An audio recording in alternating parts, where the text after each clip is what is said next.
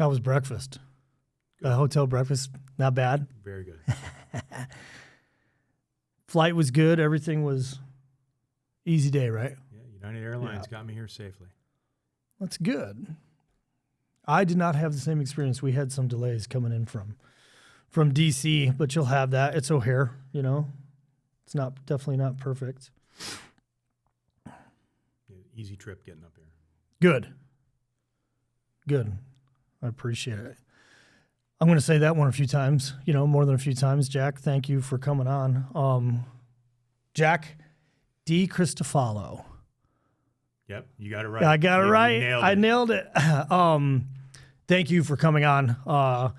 We have so much to talk about, and I want to start from the beginning, but we need to kind of preface what you're here to talk about, right? So we're talking about, you obviously had 32 years in law enforcement, which we're going to dissect that to the nth, right? SWAT, detective, homicide. You did kind of a little bit of everything, right? Is that fair to say? Yeah, it's been a diverse career and it's been a rewarding career. Was all of it in the Fort Lauderdale area? Yeah.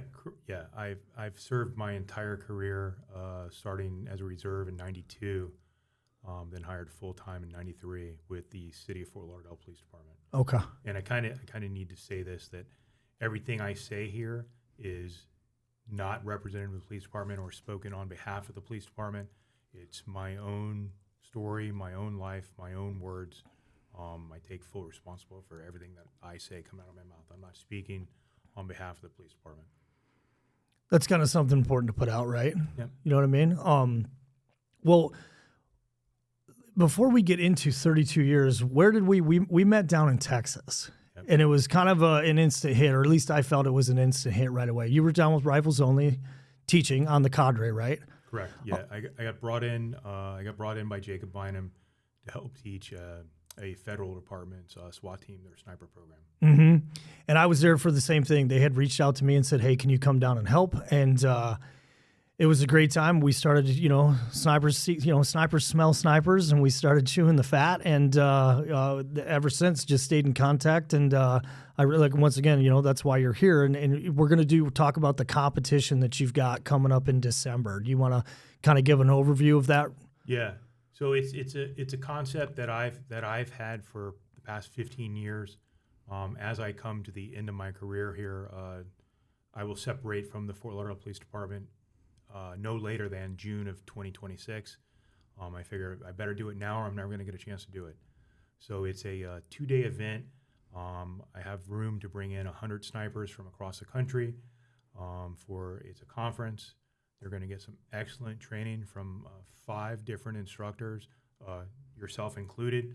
On day 1, we're going to do a night shoot with thermal and regular night vision on the night of day 1, and then on day 2, December 4th, we're going to shoot a 10-stage competition, and I'm really looking forward to it. It's been a lot of work, but if one police officer benefits from this amount of work that I put in, it's totally worth it. And we kind of talked about that at dinner last night, right? Like, was that the sole impetus behind wanting to do the competition, was just continued education through training, or was there a certain event?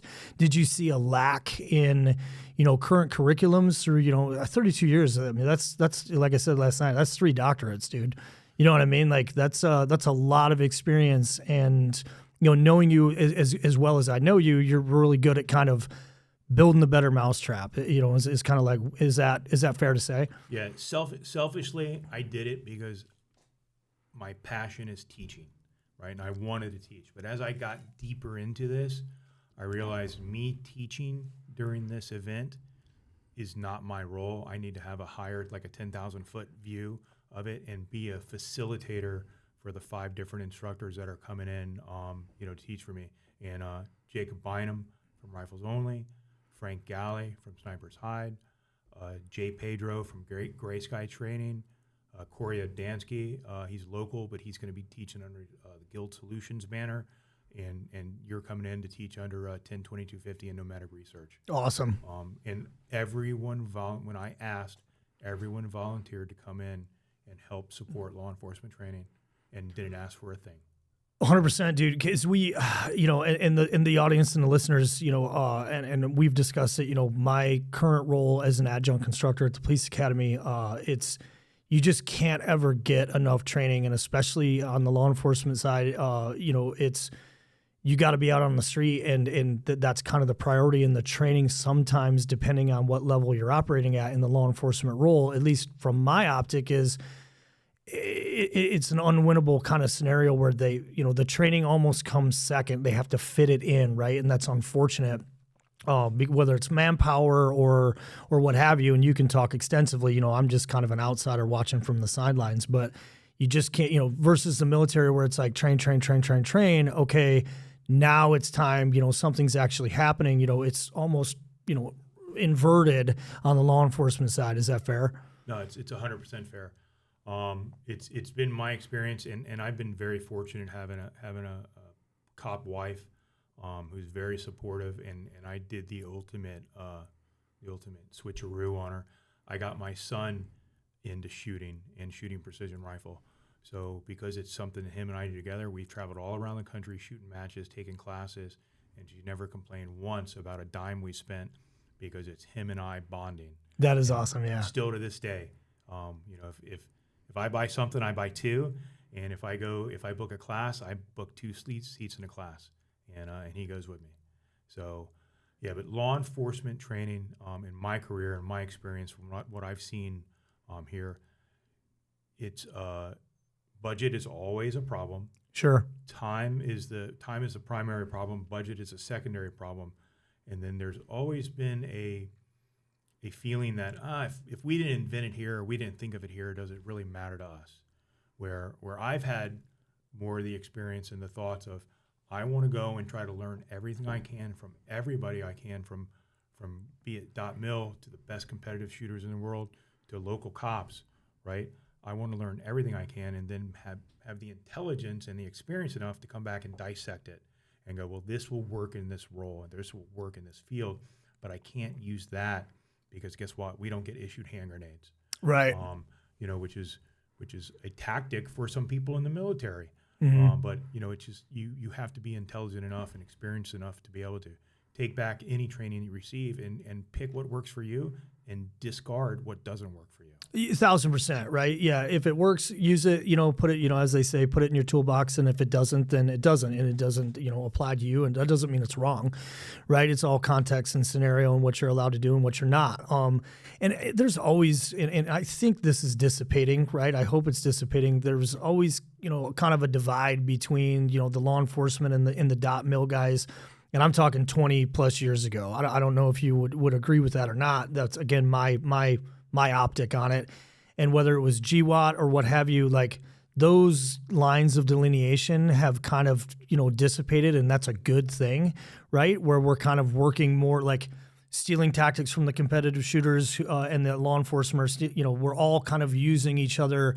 It's almost like the boundaries have dropped, right? And I think that's a good thing. No, I agree with that. The way I remember it, and I could be off, but I believe that LAPD played a role in teaching tactics at the beginning of the GWAT, 100% to .mil. And then take it, on the other side of that, the tier 1 units were going out and had the frequency and numbers of contacts that they could take, and they could try tactic A one night, and that wasn't that successful. Then they'll try tactic B the next night and tactic C the third night, and then figure out, which one works the best. If you're not smart enough as an end user to go, wow, that's where all the research and development is being done, and you don't learn something from that, you're not doing yourself any favors or your profession any favors. Mm-hmm. I couldn't agree more. Yeah, it's a good thing. I think everything that's happening and has been happening is a good thing. That continued education, like everyone's worth a cup of coffee. You can take something, whether it's good or bad, hopefully it's good from everyone, right? 100%. Well, let's rewind all the way to the beginning. Why law enforcement? Where did you grow up? Where did you start? So I was born in Brooklyn, New York. My parents separated when I was very young. My mom raised my brother and I down here in South Florida. with the support of her sister and my aunt and uncle. And I saw my dad very infrequently growing up. My dad was a NYPD police officer. He served there 27 years. As I got older, I built a relationship with him. And after high school, I was like, you know what? He had a pretty decent living. It's a purpose. It's a calling. It's service. So I got involved. Started with the City of Fort Lauderdale Police Department as a LET, which is Law Enforcement of Tomorrow program, which is kind of like an explorer. Okay, yep, I'm familiar. Okay, yep. Right. And I got thrown in the deep end of the pool, and I got very lucky and very fortunate. I got to ride with a lot of seasoned, talented, aggressive street cops, and I loved it. I ate it up. I got hired as a reserve. I went to the police academy, which wound up being 7 months at night, and I didn't get paid. No shit. Yeah. It was a little how bit of a bad story. you want it? How bad you want it? We actually did get paid. We got paid $1 an hour, and I could have used that $1 an hour during the academy because I was working a full-time job at a paint store during the day, but 5 nights a week, and then every other Saturday we were at the police academy. Wow! But it turns out the guy that was running our reserve program back then was pocketing the $1 an hour. He just told us we weren't getting paid. Everybody's hustling. Yeah, man. And he wound up going to jail or whatever down the road. But I remember being a working cop when that investigation came up, and I go, I want my money. Where's my restitution? No shit. Like I could have literally used that $1 an hour back then. But that's incredible. Yeah. That's Jesus. October '92, I graduated the police academy. I think I worked the very next night as a working sworn armed police officer. There was no different certifications. It was one certification from the state. And got very fortunate. I got sent to a specialty unit to do my field training, and I worked with some of the best guys, that were at the police department at the time. And then I got hired full time. 8 months later, June of '93, I got hired full time. And fortunately, my FTO when I got hired full time, he was a sniper for our SWAT team, and my very first shift, I went to SWAT training. And I knew all the guys from being a reserve and an LET before, and I just kind of stayed on the team. Wound up getting on the team in '94 the next year, and then being very young and very immature, got into personality conflict with one of the team sergeants, and separated from the team.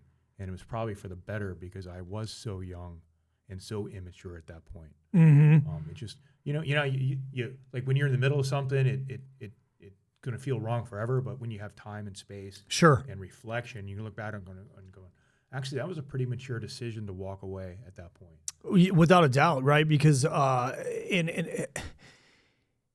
there's pros and cons to that, and I think I asked you, is that common to, because usually you would think you would want a little bit of what do you call it, street time or road time or what have you, to get into special weapons and tactics right off the bat, and if you saw that happening now, what guidance would you give to that individual, almost like your younger self? Yeah, I want to say we have a minimum of 3 years of service now. Back then, maybe they made an exception for me. I don't know, but it was after my first year. Go to school and you're part of the team.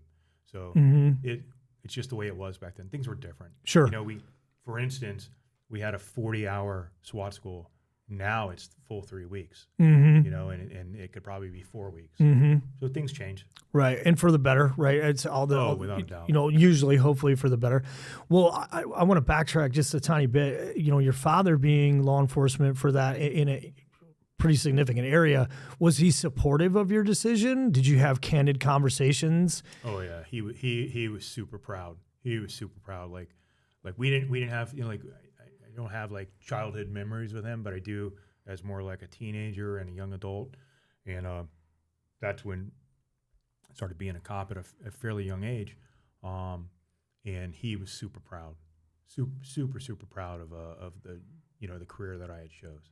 Do you remember any like specific pieces of advice that he gave you prior to training, or when you started talking to him about going into law enforcement? Any words of caution, or was it? It was always use your common sense, trust your gut. A big thing up there was they called it moonlighting, which we called details. I remember the first time that I told him that, I worked at my first detail at a bar, and he's like, it's added security, and the bouncers throw somebody out, we trespass them, send them on their way, and I think it was like $25 an hour when I first started, and he lost his mind. He goes, "You're going to get fired." He goes, "Guys lose their jobs up here for that." And I go, No. It's approved. It's okay. They allow us to do this. So he was always super cautious, things like that. And he was proud of me. We've since lost him, but he was proud. Yeah, of course he was. Yeah, and what a storied career. 32 years SWAT homicide detective. We'll kind of jump right into it. You were involved in 3 shootings in a 32-year time frame. Correct. That seems like a lot. And when we talked about it over dinner, some more than others, but how common is it? The majority, right, will go through their entire career and fortunately never have to pull that trigger. 3 is. That's quite a bit. Yeah. Those are 3 significant personal events. Yeah, three fatal police involved shootings.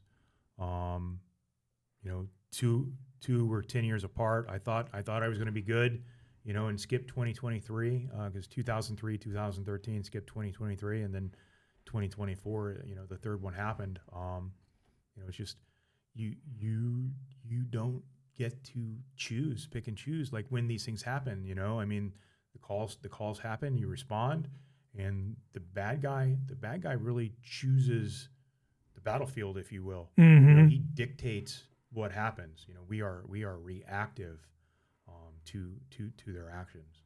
Well, take me through the first one. Take me through the first incident, because it's very, very interesting in the human aspect, the thought process, and like we talked about, kind of the debriefing or the self-critiquing that you did and still do. But take me through all of it, that first interaction. So to go back a little bit further, I started in 93, and I worked on the road for 7 years. And then December of 2000, I got moved to the Detective Bureau, and I worked in the Robbery Squad.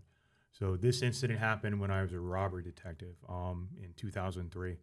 2002, I went to our local community college to our firearms instructor program, but I needed to do my state instructor technique certification course within a year of that in order to be able to officially teach for the department. So this incident, I was in that instructor techniques class. So my 9 to 5 during the day was working, during that training block, and because we were shorthanded, I picked up overtime shifts at night, working what we call general duty detectives. So it's pretty much, you don't have a specific area that you're going to focus on, but anything that comes up that patrol needed help with, or by policy or doctrine, they would have to dump off to a detective.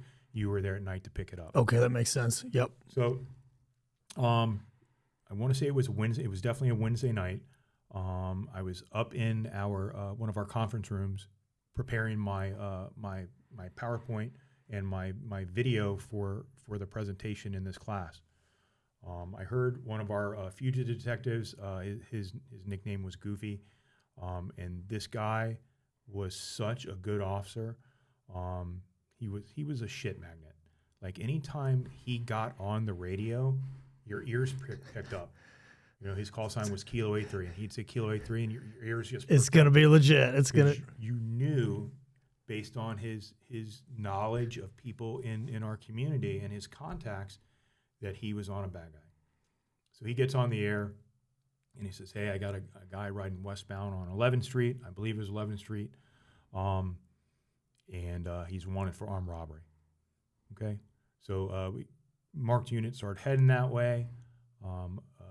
Two officers, a two-person car. One was an FTO, a gentleman named Joel, and his FTO is she's now a sergeant. Her name's Monica. They go to stop the guy. The guy gets off his bicycle. He climbs a fence, starts running to the corner of the house in the yard where he jumped the fence, going north away from them. He doubles back, picks up something he drops, and starts cranking rounds at the two patrol officers. First time you ever been shot at?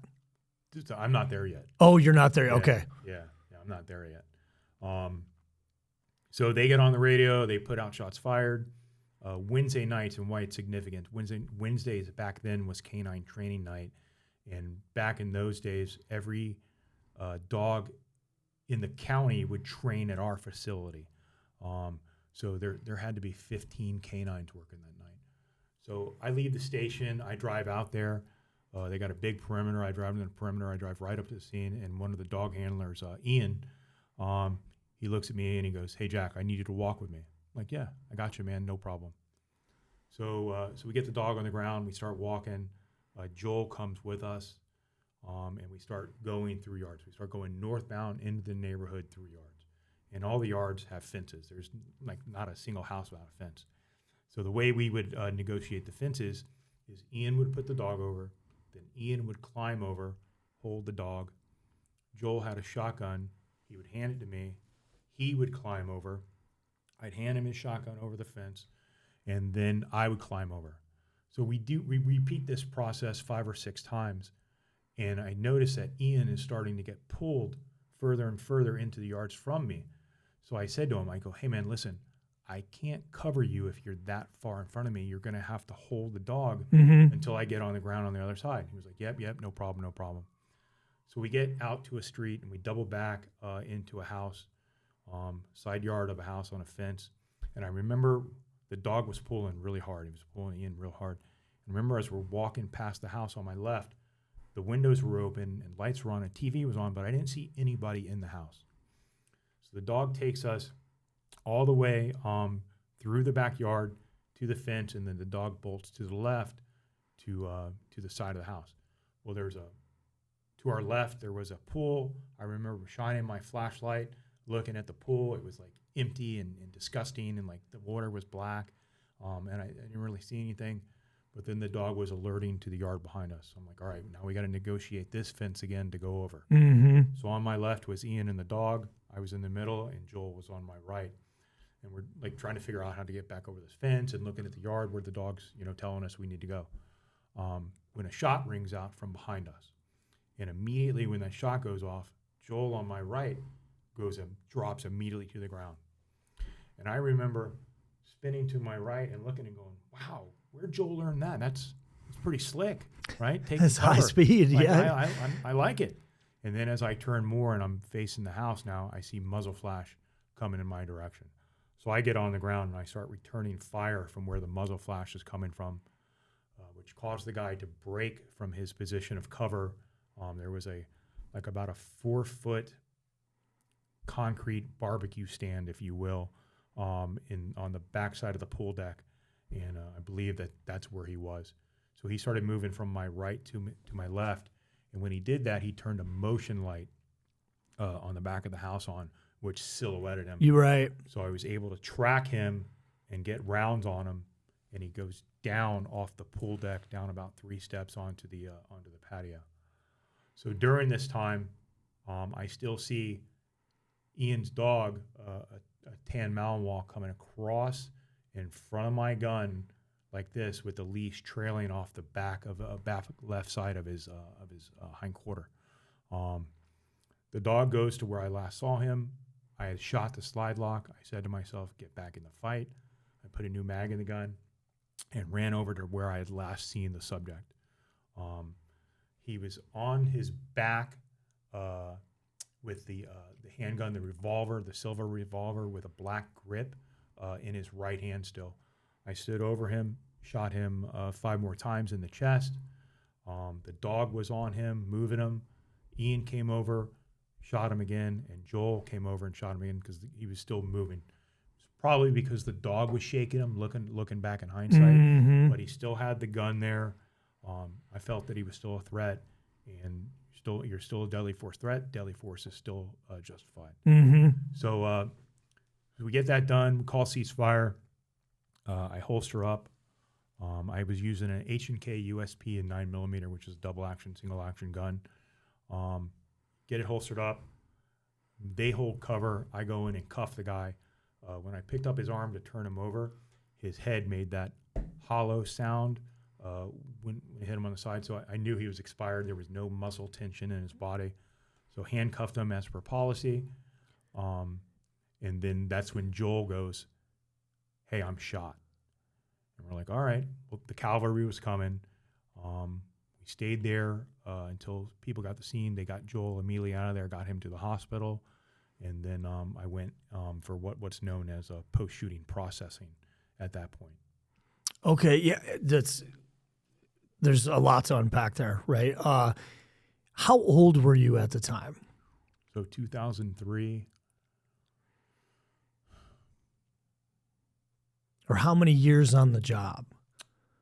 Ballpark. 10 years on the job. 93 to 2003. And was that your first shots fired call to best of your recollection? So no, unfortunately, prior to my first year, I was working with a partner that I still can't get enough of the guy. He was a former world ranked kickboxer, black belt in judo. Legit. Still competes to this day. Him and we got sent to a dog call, and it was a lady that was chasing her house. Her neighbor's Rottweiler had jumped her fence and chased her and her kids in her house. We got sent to it. We got deferred to different calls. We wind up going there like an hour later. So we go and we knock on the door to the lady, and she goes, "Yeah, I'm not sure where the dog is now, but he'll take you out back. We'll show you where he was." Okay. So we're walking around the back. I'm on the right, the lady's in the middle, and the guy's name is Gabe. He was on my left, and we walk around to the back corner of the house, and there was a like an aluminum shed like up against the house, and the door was partially open, and this Rottweiler comes out just growling and snarling and just making a beeline for us, and without even thinking, I just drew out and I shot. Dog went down, and I looked over. The lady was nowhere to be seen, and I looked over at Gabe, and Gabe's gun was out, and his gun was in single action too. And I was like, and sorry to interrupt you, for the audience sake, there's a significance between single and double action. Would you want to explain that real quick, as far as, because it's important, right? So older guns, if you will, were what we call double single action, meaning that the hammer is forward, and on your first trigger pull, it's longer and heavier, which causes the hammer to go back and cock the gun.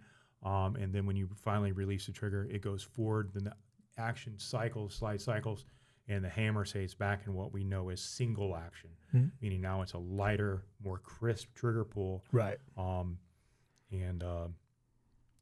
it's easier to shoot it there. People are usually less accurate on the double action round and more accurate on the single action rounds. But Thank you. Yeah, absolutely. Yeah. So I look back, and Gabe was super experienced, former SWAT guy, former TAC guy, just like, one of my mentors in my career. And I looked over and I went, okay, I reacted the same way he did, so I must have done something right. But there was like, this dog was going to bite us. And I'm a dog lover. I'm an absolute dog lover. I'm a dog person. But there was no avoiding this. It was so close and so spontaneous. There was no like kick it away or right. It was just sure. So it was just that was my first time that I actually fired my gun as a police officer. And then there had been other times where we had been shot at, but it was pretty far away, and we didn't see the guy. It was actually Gabe and I again down in the Southwest. We had a real bad drug problem in that end of the town. We were on another disturbance call, and rounds like were shot very close proximity to us, but we couldn't identify who it was or where they were coming from. So, and on that, going back to that call, right? So, what's going through your brain? What's going through your brain housing group as you're, active shots fired? We're in pursuit. My words, not like it's theoretically, I'm going into a gunfight or potentially going into a gunfight. Is that fair? You're talking about the when we couldn't identify where the shots were coming from? No, when I'll call it the pool incident. The first shot, right? Is you're moving towards that. You're answering the call, like you said. When that guy's call sign comes over the radio, you know it's going to be legit. What's going through your head as you're closing the distance and getting boots on the ground there? Do you remember? Yeah. So initially, my primary thing was I would go and start like the detective side of things. But when Ian, the dog handler, said, "Hey, I need you to walk with me," mindset immediately switches, and I go into protection role. Right? Like, listen, he might have his pistol. He probably has a flashlight and a leash. Right? I need to be there to protect him. Right. So it was more or less a protective role. Mm-hmm. So mm-hmm. That's who we are as people. So mm-hmm. Serving and protecting is not just a slogan on the side of a car. It's actually the calling. Yeah, amen. Yeah, absolutely. And thank God, thank God for the people that do it every day, right? I used to have those conversations with, being predominantly, military. I went in the military right away. And, there is for whatever reason, there is an element of the military that was like, kind of shits on cops. And I had a good mentor that, anytime he heard anything, he was like, hey man, they do this shit every day. They do it every day. They're potentially, right? And I don't have to tell you that. We need an active war. Like something bad needs to happen before we get to play. Those guys suit up in their own backyards and they do it every day. And the first time I heard him say that, I was like, that's a really good point. You know what I mean? Like how many, at the time, how many entries did I have at the time? 0, other than training, right? And how many did you have over, a 30-year career? You probably lost count a long time ago. Yeah, true. So thank God for the guys and men and women that do it every day. So I've heard that before too, and I'm probably the biggest self-deprecating person where I don't like accolades. I don't want to hear like great job. I just want to do my job.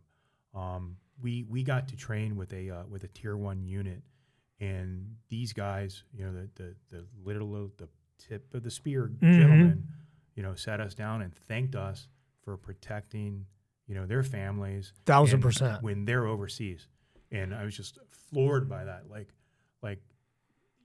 how humble, the amount of respect, and just like it goes both ways. Like, hey, what they're doing overseas, I could never do, so I'm glad to pick up that weight here. Well, and you just went a different direction. To me, it's the same, at your level, it's the same, right? It's just different environments, different scenarios. And in my opinion, it's, even on a deployment, right? Even on a deployment, it's not necessarily every day, right? You guys do it every day. And I think it is a maturity thing. I think a lot of that attitude comes from the egotistical young guys, and you need that ego, right? You need that ego to even sign up for what you signed up for or signed up, you know what I mean? What I signed up for, right? I think you need that ego to make it through the training and to want to be proficient and want to be good. But at some point, thankfully, we have good mentors where it's like, hey man,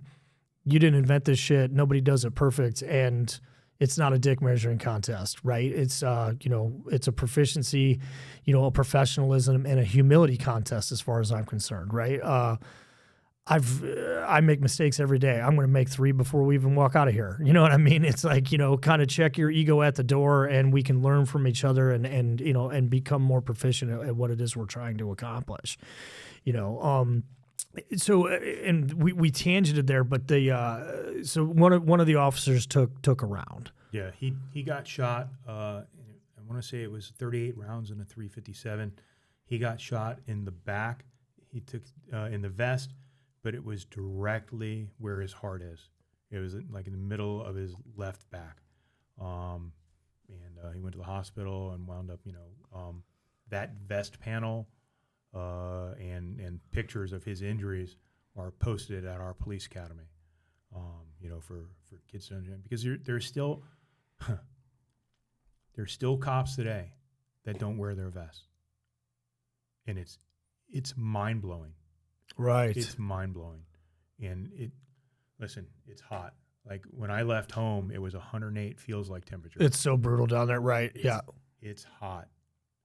Wear your vest. Just wear it. Yeah. I mean, what goes right? What goes through your head, right? What goes through your wear your vest. Jeez. Easy for me to say, right? Like, yeah, that's teach their own, right? Yeah. Right? Teach their own. Well, is that a personal, is there policy or it's policy, but people, people fuck it off. People have been breaking rules since rules were invented. That's a good point. So Monday morning, Monday night quarterback, that incident, was there anything you woulda, shoulda, coulda done different in the debrief or the after action? Obviously everybody survived in the thank God. And the bad guy, went to where bad guys need to go. Was there anything that you guys self-critiqued or would have done differently? So I've done a presentation at canine schools with Ian there, because it was a very canine specific search, and he goes, nowadays, he goes, we would have probably handled that way differently, especially with night vision. Most canine in our area have night vision. Our canines do, our county team does, and we probably would have cleared it a lot differently, or used the thermal in the helicopter to clear that yard before we would have proceeded into the yard. That technology wasn't there then for us. Right. So a couple takeaways on that incident for me: weapon-mounted flashlight. So I had a flashlight. I want to say it was a C-cell streamlight. It went on the ground. Right. It went on the ground. Thank God the guy turned the motion light on, and I was able to, to get him some illumination, have him silhouette himself. Weapon-mounted flashlight was take away. When I reholstered my gun, and I went to snap my holster when everything was done, I had reholstered the gun in single action, which we know is a no-no, right? I never had one problem decocking and holster on the range, and all the training and everything, never had a problem. But when it was under that type of critical stress and I had to go do another task, which was handcuff that guy, I put it right in the holster and didn't realize it was single action. And the problem with that, so people know, is that the trigger is much lighter, and if the trigger would have hit something, I could have shot myself. So that's the point of that. So having exited that, the agency was not allowed to use Glock pistols at the time. Glocks were prevalent in law enforcement back then, but the agency wasn't allowed. No one had done the research. So I got permission to do the research, and within a year, we had about 75% of the agency switch to Glock pistols. And now, 3 years ago now, I was in charge of a one-gun program where now the department buys the same exact gun for every single officer. It's a Glock 45 with a hard-mounted acro. It's a direct milled aim-point acro. I specified everything on that program, did the whole T&E and the development and the training, and rolled everything out for that. So that all comes from the experiences I had in this 2003 shooting, to make those progressions for the agency as a whole. It's fascinating, and you know it just as well as I do, that it's the near misses or the tragedies or the lessons learned, right? Unfortunately, most of the lessons are learned in blood. Thank God that this one isn't, or this particular instance isn't. It's like as forward leaning as most of us are, right? why does it take, a near miss to affect change, right? And has that been your experience in the past? Oh yeah. It's where I work. It's been a fantastic career, right? I met the love of my life, raised my family, had the best of times and the absolute worst of times, all in the same place. But years ago, maybe 20 years ago now, we had a maintenance guy, and I remember him saying, "We got to replace this roof. We got to replace this roof." Well, they didn't replace the roof. We get tremendous thunderstorms in South Florida. The roof caved in during one of the storms, and it caused, 5 times to 10 times the amount of damage than if they would have just replaced the roof. So we are unfortunately a perfect experiment of not fixing things until they break. Mm-hmm. But hopefully I think we are learning. I think things are learning. Training for me, like, really took off. Like I was the top shot in the police academy. I had worked part-time at a shooting range and got to shoot there. When I was working at the paint factory. Once I got through that incident, I started seeking out outside training. Yep. And I haven't stopped to this day. Yep. I invested at a minimum 2 outside training classes per year since 2003 in myself. Some years way more than 2. But listen, your department, if you rely on your department to provide you all your training, you're failing yourself, you're failing your family, you're failing your loved ones. It's just save some money. Don't buy that new car, right? Save some money and buy some bullets. Yeah, fact, right? And it's amazing, the same kind of words come out of my mouth at the police academy. I'm like, don't settle. Do not settle. Like you need to seek out extra training. And it's not because, a lot of times I think when people hear that, it's like, oh, are you saying that I suck? No, I'm saying the exact opposite. The only way to stay proficient, because if you settle and you haven't fired around, or you haven't, did the what if game, incessantly in your head, whether you're on duty or off, right? It's never going to happen on your terms. Like you said, it's going to happen on their terms. And now you're already in react mode, and you're going to wish you had, right? If you survive it, which, hopefully that's the case. You just can't stress it to the young, cadets and young officers enough. Like, seek and that takes a certain amount of discipline, right? Because you want to go home, you want to, be with your family, right? And yeah, I'm not advocating guys forfeit little league baseball games in time with their kids, right? But find those windows, right? Find those windows when you can attend the training. Solicit your agency to support it. If they don't support it, still do it on your own. Go talk to your ranger. I got very fortunate. We had a range master that he knew he had X amount of extra rounds.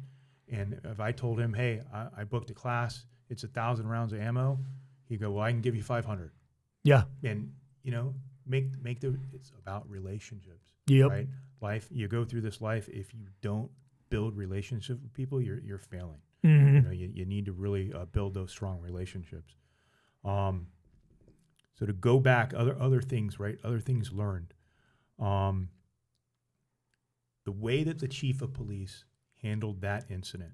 So I knew this man since I was an explorer, an LET. His name is Bruce Roberts.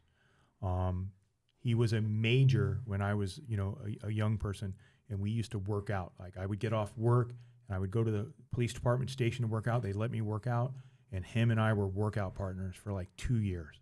And this is while you're in the Explorer program? Yeah, and a reserve. Right on. Okay, cool. And just a great guy, right? I knew he was former SWAT. I knew he was in our TAC unit, and I knew he had been involved in shootings himself. So after you get involved like this, if you're not hurt, you go and you get processed, where they document everything head to toe. They take your clothes from you. They document everything. I remember Chief Roberts comes in there, and some people from the union were like, "Oh, don't talk to him." He goes, "Get out of my way." He walked up to me and he looked me in the eye and he shook my hand and he goes, "Jack, are you okay? What do you need?" The confidence that man inspired in me to looking me in the eye and asking if I was okay, knew and reinforced that I did the right things. 100%. Right? And I knew that he was supporting me and had my back. Amazing human being. So that incident also inspired me to want to be a homicide detective. So I was in Robbery at the time, and Homicide was the unit next door. It used to be the natural progression. You would work Robbery for several years, and if you were good enough, you would move to Homicide. The work that the crime scene people put in and the homicide detectives put in on that case for me inspired me to want to go to Homicide and pay back the debt that I felt that I owed them for the amount of work they did. And I was very fortunate that I did get to go to Homicide a few years later, and I worked several police shootings, and I feel that I'm paid them back for the work that they put in for me. That's incredible, dude. That brings up a question, and obviously, please don't say or don't answer if you don't want to or can't. It's right. The way the story goes, like the gun is coming out of that holster because there's no question in your mind. You're returning fire. You know, there's immediate threat to life, limb, or eyesight. You know, deadly force is authorized. And not to sound cliche, but the training kicks in, right? There's no question in your mind that you've got to index this target, as I would say, right? And the chief did come up and tell you that, which is amazing, and good on him for doing that. Was there ever a point between the, reholstering and, kind of as the chemical cocktail kind of starts to leave your body where you're like, did I do the right thing? Did I, could this be picked apart? Like, did I make any mistakes? And then obviously having him come up and say that, you said reaffirmed it, which is to infer, was there a shred, like there's got to be some inkling feeling like, one, I just took a life. I had to, right? No question in your mind because you reacted the way you reacted. But that was there any sneaking little, inkling of, could that have been avoided? Did I do the right thing? So that's a great question, and 100% yes. And time is men like ours enemies, right? Time for our brains to start processing stuff.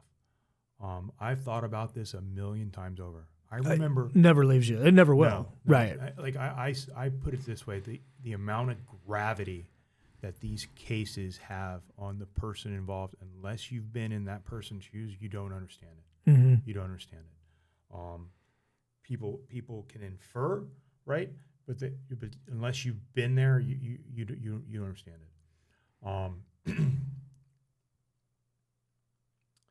Thinking about it, I remember snapping on the nicest guy in this planet. This guy is such a fucking great person, and I snapped on him. He goes to me, "Hey, great job, man." And I went, "Oh, because I fucking killed somebody? Great job." Yep. Like, is that why? And he was like, and I knew that I was like, all right, I need to fucking relax. And I've since apologized to him and had some long talks with him. Totally acceptable behavior. To me, I get, right. I totally can understand that reaction. Yeah. Right. So I thought about it many times. This guy went, I want to say it was 3 blocks. There were perimeter units at the end of both streets and mid blocks. We had that many people working. He had the opportunity multiple times to come out with his hands up and surrender to the nearest police officer, right? He had that opportunity. He did not. He chose this fight. He chose how this fight went down. He ambushed us. Mm-hmm. We just happened to turn the ambush around on him based on superior firepower and having better targeting than he had, mm-hmm. right? And was able to end the fight on our behalf. But he chose and he dictated how that event went down. And it took me a long time to process through that. I bet. It really did. And like I get no joy out of having been involved in these 3 incidents. The only thing I'm proud of is I reacted appropriately based on my training and my knowledge of the state statute, right, and our policy. Now, you said before about like what were you thinking or what was going through your mind. I teach a thing that you have to know the statute and the policy forward and backward, and that having that knowledge gives you freedom to process the information, right? Right. Like my brain processor has a total of 10 power, right? If I needed to take 5 of those brain powers and focus on what state statute meant, then I only have half the brain power to focus on the problem in front of me. I want 1% of my brain power only to focus on what's legal, what's not legal, what am I allowed to do, what am I not allowed to do, and I want 99% of it focused on solving the problem. Mm-hmm. And fortunately, you know, being exposed, like when I was in patrol, I worked the busiest area of our city, and for almost 2 years straight, I was the primary on every shooting that went in this, and I'm talking like victim on victim, you know, citizen on citizen shooting. So exposed to a ton of violence that way, and then working robbery, exposed to a ton of violence and investigating those crimes. And I think that exposure helped me to maintain my composure in these situations. I would assume, right, without a doubt, right? It's I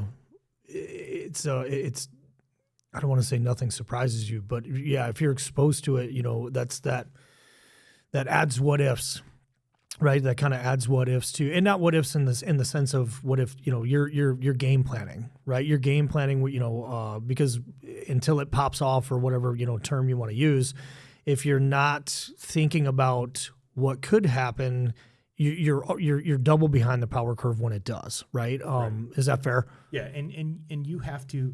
Not every problem needs a gun to solve it, right? Not if you're a carpenter and all you have is a hammer, right? Every problem's a nail. Everything's a nail. Right? Yeah. Right. Trust me. There's been situations in my career where the gun was out, commands are given, and people comply. Yeah. You know, so choosing to shoot somebody has always been reactive, right? You don't get to be proactive, right, in this field. It's a reactive field. You know, you're behind the 8 ball. Sure, absolutely. And that brings up a good question, and it might be novice or elementary because unfortunately I've only been down to your AO one time. Thanks for dinner. No, you're welcome. Is it a small enough? I mean, it's a large community, right? Compared to where I'm used to, compared to here. Was it? Did you kind of know the players? Did you have any personal relationships? Just common dealings with the bad guys in the neighborhood, for lack of a better term, or was it big enough to where you know, growing up? As you're out on patrol, and I'm, you know, all I have to reference, never having been a law enforcement officer, if I'm working in an area, whether it's repeat offenders or kind of like known, you know, criminals or, you know, people that are known to conduct criminal activity, like you had no previous interactions with the individual from this incident. No, not all 3 of them. Not that I know of. I can't go back and say, yeah, hey, I went out with this guy at a disturbance, you know, 2 years prior. Okay. But when I was on the street, I worked a very specific niche area, and I knew all the players. You knew, and they knew you. Yeah. So I grew up in that city. I played football for my local high school team, and all my teammates grew up in that neighborhood. I used to have sleepovers, you know, in what we would call the hood, with my teammates from high school football, and you know, still run into some of them, good and bad, you know. So it's Sorry to cut you off. Was that beneficial? Like, I could see the pros and cons of that. Yeah, it was. It gave me some credibility, right? Like I would never ever screw anybody over, right? And if I gave you my word on something, my word was my bond, and you know, they could vouch for me. and they had vouched for me with stuff. But if you were breaking the law or you were beating on your girlfriend, you know, and I got called, I'm taking you to jail. I'm taking you to jail, and if you want to fight, we'll fight. But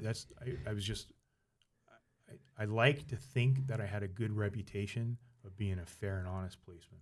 It isn't that strange, and maybe not to you because you lived it, but from an outside perspective, it's almost like, hey, we're on opposite teams here, and we know we are, but our common ground is our word, and or you know, and it sounds ridiculous to say when you're referencing criminals, right? Not known for their integrity, but it's almost like that interpersonal relationship. You know, hey, I'm the good guy, you're the bad guy, or at least, you know, at face value. But all of those things you just said, they seem to there is a kind of an unspoken code. Is that fair? Yeah, no, it's the game, right? Mm-hmm. They know the game, they know the rules of the game. And I think like some of the guys that I grew up with were able to be like go-betweens on certain situations. You know, because we would have charges for people, and they would turn themselves in because, you know, they knew that we were going to come get them, you know, eventually. I'm going to save you the trouble. It's easier, it's better, it's safer for everybody else for them to surrender. And I would much rather take somebody into custody like that than have it turn violent. That's fascinating, dude. That's fascinating. You know, to work, and I've always been fascinated with that. You know, with such a kind of a delicate, you know, dance of that game, right? You know, what's it? You know, and having worked with, I've always been law enforcement adjacent, whether it be federal or local. You know, I had just went down to Texas with an HSI SRT team and doing some training there, and they had some of the local guys. There was a bunch of guys there from different departments, and I overheard two of them talking to me like about how they'll cuff somebody up, you know, process them, what have you. I'm probably not using the right, you know, words. And then whenever it is that they get bailed out or out processed or do their time, like they run into them at the 7-Eleven, you know, and it's like, that's fascinating to me. And you're probably sitting there like, no, it sucks, you know, but I mean, it's kind of a double-edged sword, right? I mean, policing in the area where you live, you know, you probably will run into people, you know. I mean, that's why they, you know, the saying, you know, you're never off duty it's not just a thing, right? And that's also like part of the mental toll of this job, you know, because can you ever really turn it off? You know, probably shouldn't, right? And there's the toll that takes on you as well, yeah, 100%, right? 100%. You got to be able to turn it off, and that brings up a good question. The department, so you had a very, very positive response from the captain after that lethal incident. The department as a whole, were you provided, you know, counseling opportunities, you know, time off, all of the above? Like, how were you satisfied with the department's response? Were they supportive? So that incident, I went home. I told my wife about it the next morning. You know, we talked about it. I'm okay. You know, everything's okay. Everything's going to be okay. And she was a working police officer then too. And I stayed home for 3 days, which was like the normal routine thing. And then I go back in on the fourth day or maybe the following week. And I see my captain, my boss for the detective bureau. Great guy, known for years. And he goes, hey, come in my office. I go, what do I do? And he goes, what do you need? How are you doing? What's going on? I go, well, I need a badge. You know, they took my badge as evidence. I need a badge. He reaches in his drawer and he throws a badge at me. I'm like, all right, thank you. And he goes, how'd it go with the doctor? And I kind of gave him that German Shepherd head tilt. The what? And he goes, oh. He goes, close the door. And he goes, no one sent you to talk to the doctor? And I go, no, sir. He goes, Jack, go home. Keep your phone on. You didn't do anything wrong. He goes, but you have to speak to the doctor before you're cleared to come back to work. I went, oh, okay, no problem. But even him saying those words, hey, you didn't do anything wrong, it still makes you think that, oh, shit, what did I do wrong? Mm-hmm. Right, but right. The doctor is a psychologist. Actually, the guy was in practice so long, I wound up talking to him after all 3 incidents. Right, no shit. And it Back really, again, Doc. Yeah, it's really, and it was Not really, to make light of it, but yeah, it was a very informal setting. You know, there was no battery of tests. It was a conversation. How are you? You know, why'd you do it? Would you do it again if you were facing the same situation? You know, they're looking to see if you have. I believe they're looking to see if you have the ability to continue, or now you're afraid of deadly force, or not. You might be dangerous to yourself or to other officers because you won't react. That's what I take from those talks. So talked to him, no problem. Met with my attorney. Very fortunate again. I've had the same attorney, Jeremy Kroll. He works for a firm, Ducko and Kroll. Mike Ducko was a Fort Lauderdale police officer. He did a very long career, then became a lawyer, and he's now their firm is the best criminal defense firm in the state of Florida. So we're very fortunate to have them as our attorneys.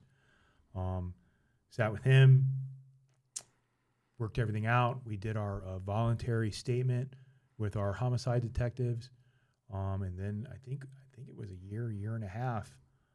Everything went through the grand jury. Went to the grand jury, testified in front of the grand jury. Where grand jury is it's not like a regular courtroom. It's I want to say it's 13 people. It might be 15 people. My memory is getting I get it. worse as I get older. 100%. And it's a very informal setting. You don't go in there with your attorney. You go in there by yourself. Before you go in, you sign another Miranda rights waiver, where anything you say in here can and will be used against you in a court of law. But I felt that it was my opportunity to tell these citizens, right, that, hey, I'm a human. This guy's actions put me in fear for my life and the lives of the other officers there that I was there and sworn to protect. And I reacted the way I did based on my training and my experience, and to be within state statute and department policy. And they get to ask you any question they want. Like they could ask you, why'd you wear a gray shirt today, Dagan?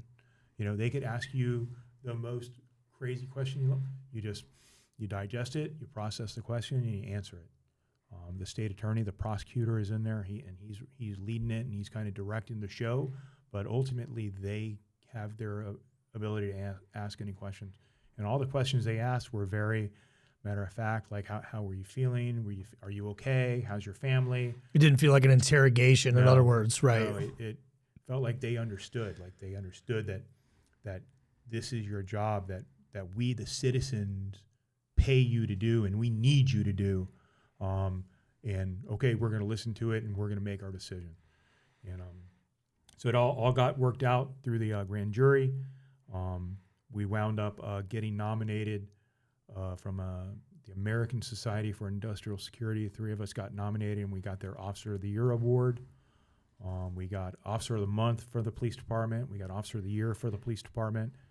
And Joel wind up, because when he was shot, he got the department's Medal of Honor, and Ian and I received the department's Medal of Valor for that incident. And it's funny, we were getting these free meals, and at a certain point, I told them, paying for no drinks. I go, guys, we better enjoy tonight because these free meals are about to end, real soon here. Well deserved, obviously. Yeah. So my kids were young then. I want to say 7 and 5 at the time. Didn't really kind of like explain anything much to them at that point.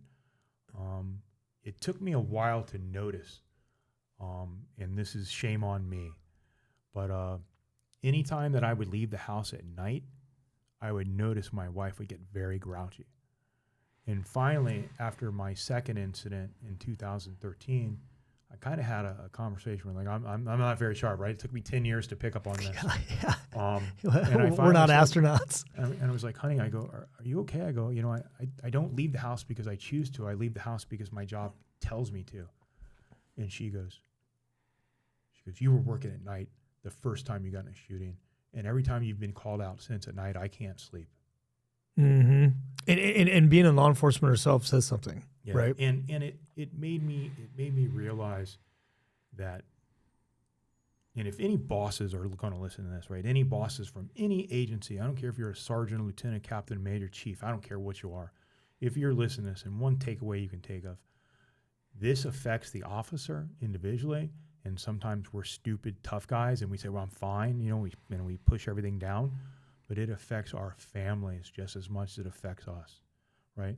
And she definitely didn't get the care that she needed, and shame on me for not identifying it sooner. I can relate. Yes, I can relate, and it comes out, right. And there's a lot to unpack there too. I think when we're going through those, and like yours is every day, right? Mine would be when I was overseas and on deployment, and when we're going through those things and processing those things, it's such a heavy lift, and not a woe is me. This isn't like a pity party type of thing, but you're processing all those things. It's a very high stress environment. I don't know that anyone has the capacity to kind of look, and I'm going to say look down, but look to the left and the right and see how it is affecting the family members, right? My oldest daughter, I was gone for all of it, and she's 20 years old, and just now in the past couple of years, she's like, every time, we would just sit and wonder if you were going to come home. And that never, God, it sounds so shitty to say this, but like that never crossed my mind of my absence and the things that I was doing. You're doing it, you're walking out of the house every night.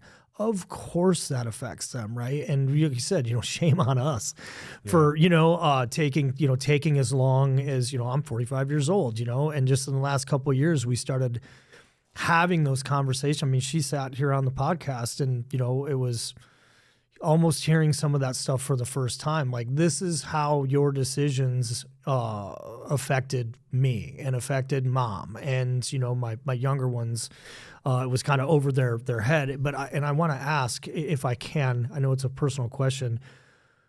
Did you and your wife have a conversation about shielding, age appropriate?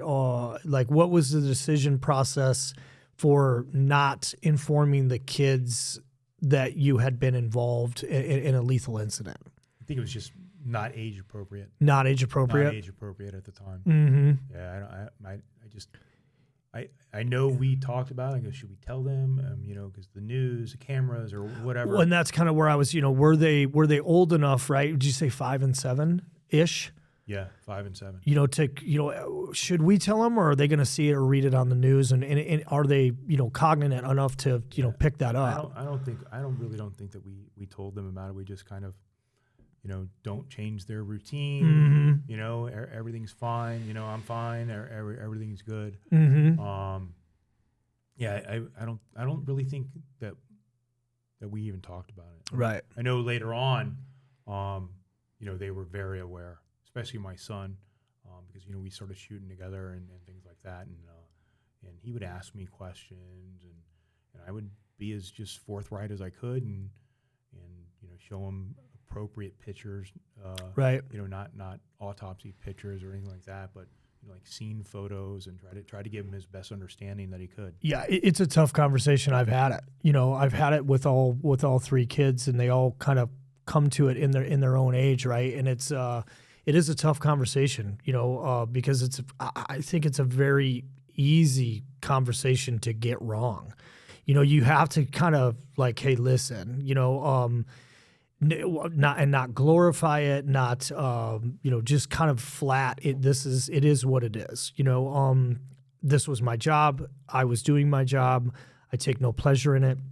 I wish it hadn't happened, but that's wish in one hand, shit in the other. Obviously, you're not saying that to your 6-year-old or your 7-year-old, but it's a tough conversation, and unfortunately, I've had it. You've had it, and. Just another positive aspect of the job, right? And you said something that I want to kind of, it's a very interesting aspect of this, right? Like, and we're rewinding a little bit where you're getting asked these questions and sort of like a therapeutic or a debrief where are you able to repeat the process if necessary? God willing, you'll never have to. I mean, God willing, nobody ever has to do it, but that's not reality. I think that's very interesting. I think it's overlooked a lot, where the gravity of having to do that, not only once, but multiple times, right? There probably is a fair amount of people, or you can tell me, where once was enough, and after that, they may not be capable of doing it again. Right, wrong, or indifferent, right? Everyone kind of handles it differently. Is that fair to say, right? Is that I've seen it. I've seen where guys have been involved in an incident and they leave the career. Sure. And if that's their choice, God bless them. God bless them. Yeah, right. You know, I mean, listen, unfortunately, this could happen tomorrow. It could happen again tomorrow, right? I don't ever want to take another human's life, ever, right? But it could happen. It could happen tomorrow, right? If you're not willing to do that, to be the violence in response to violence, then you do yourself a favor and get out of this job. And everybody else too, right? Your teammates, right? Yeah. And no, right, like you said. And I hope that doesn't come across as bravado. That is spoken under pure humility. That if you find yourself where you can't perform this job, you can't do this job, you got to be smart enough to bow out. Yeah, self-assess. There's so I have a saying, right? If people ask me who I am, I'm a husband, I'm a father, and I'm a police officer, right? So I married the love of my life, right? Got very lucky with her. We raised a family, right? Now my son's going off creating his own family. My daughter's doing her own thing. She's going to eventually have her own family. I made a living as a police officer, right? That's going to end. It's going to end, right? Who am I left with? Right. My wife, right? So I got to make that my priority, right? 100%. I think, and I'm sure you'll agree with me, these high-stake, high-stress environment jobs, military, law enforcement, first responders, firemen, it's an identity. Like, it's easy, it becomes your identity, right? And that's, talking about the people that self-assess, after a lethal incident, in a way, to me, that might be the bravest individual, someone who self-assesses and says, hey, I don't ever want to be in that situation. I'm a threat to myself. I'm a threat to my teammates. Once was enough, and I'm going to bow out. I think a knee-jerk reaction might be, but I think that's one of the bravest things anybody could do, is because you're going to have to shed that identity, and that's hard. I think that's why a lot of people struggle in our lines of work when they finally, hang it up, if you will. Well, now what am I? Right. That identity is hard to shake off. And it doesn't mean that, does that make sense? 100%. And I'm dealing with that now. Yeah, I bet. I've been this thing for my entire adult life. I've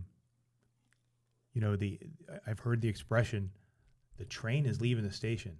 You're either on the train or you're off the train. Guess what? If I would have died March 21st of 2024, the Fort Lauderdale Police Department would have continued to function. Right? It has to, right? If I decide to, when I get back home, put in my papers and resign and walk away and go and do whatever it is that I want to do, the Fort Lauderdale Police Department is going to continue. It has to, right? Not to use football analogies, but if the first string guard breaks an ankle, second string guy better be ready to step in there, Right. So it is what it is. Like we all think that we're this like irreplaceable, resource, right? Yeah, that can't be replaced, and you're fooling yourself if you believe that, right? We've all had different experiences, and we don't all have the same talents, right? Unlike some bosses believe, right? Everyone can do the same job the same way. That's just a falsehood. But you have to understand that it's going to end sooner or later. And I couldn't agree more, right? And I think a lot of that comes with humility and experience. And that brings up a really good question. Did you find yourself after that first incident, being a mentor or a sounding board or to other officers that went through something similar. Yeah. You know? Yeah. So shortly after that, and I forget the date, but maybe a year or two after that, I wound up in homicide. And, you know, we unfortunately, our agency has a lot of shooting. It's a very, very violent area. And there had been incidents where guys were involved in things, and they would come to me and ask for advice and ask to talk to people. And I'm a big proponent of seeking counseling, big proponent of it. And I tell them, seek it outside of the agency. Where the agency will provide it for free, I still feel that those people are reporting to who pays their salary. Right, and there's in my opinion, my experience, you're better off to seek it outside. And I would sit and listen, I've got some giant shoulders, and I can sit here and listen, and you can dump all your problems on me. And I'm going to listen to you, and I'm not going to try to give you advice if you want it, but I'm here to listen for you. And talking to this Jack is a lot better than talking to a bottle of Jack. We say it yep, you hit the nail on the head. We say it to the cadets before they, graduate, and it doesn't come out of my mouth, right? I'm the only non-law enforcement guy there, so I let the seasoned, law enforcement guys talk, and that's one of the things they say. They're like, find somebody to talk to and don't have it be Johnny, Jack, or whatever, right? Because that I'm sure that is that's kind of that's good advice, right? One other thing that I tell these people that are involved in this, or if I ever get the opportunity to teach this to new people, is to, if you and I are in a room and we're in a gunfight with whoever, right? You're going to have a different perspective of it, and I'm going to have a different. Those perspectives need to stay separate, right? They need to be church and state. They need to be separate. Don't try to blend stories to make it sound good. Tell your story, let the other guy tell his story, and don't try to mix the two. Because I've interviewed personally where I'm like, that's rehearsed. I'm listening to this, and he's rehearsed this. Yeah, we were coached. Something was coached. So then I'll have him tell me the story a couple more times, and guess what? Little things will start changing. Yep. They'll start breaking away at the edges, and I finally get him to go, yeah, I made all that up. So I tell people, I coach people, hey, just tell your story. Don't try to talk about what he did, right? Talk about what you saw, what you did. Yeah, because all you have is your individual perspective, right? And in those, oh shit moments, the memory in your individual perspective is kind of a finicky thing, right? It's the age old, hey, ask 10 people who saw the same thing, how many different answers you're going to get, right? Knowing what we know about the elements of visual perception, the human brain under stress. So that's very, very sound advice. Yeah, and your mind will try to fill in the blanks. Yep. Right? Your mind will try to fill in the blanks. And that's where our lawyers, Jeremy Kroll and Mike Ducko, do a incredible job with their pre-interview process. And everything you say to them is confidential. They're your lawyer, and don't anyone forget about this, right? You are now the suspect of a murder investigation. The medical examiner rules these cases, right? Homicide, shot by police. Right. You are the suspect of a homicide investigation. That's tough, dude. So it's something to keep in mind, right? That's why just being prudent who you talk to, I can talk to my wife all day. We have privilege. I can talk to my lawyer all day. If you're religious, you can talk to your priest all day. You have privilege. Anyone else that you talk to, you just made a witness. And what if they call him in and he said he rappelled off the rafters like Navy SEALs. Yeah. Said, you know what I mean? Right, I do. Yeah, I do.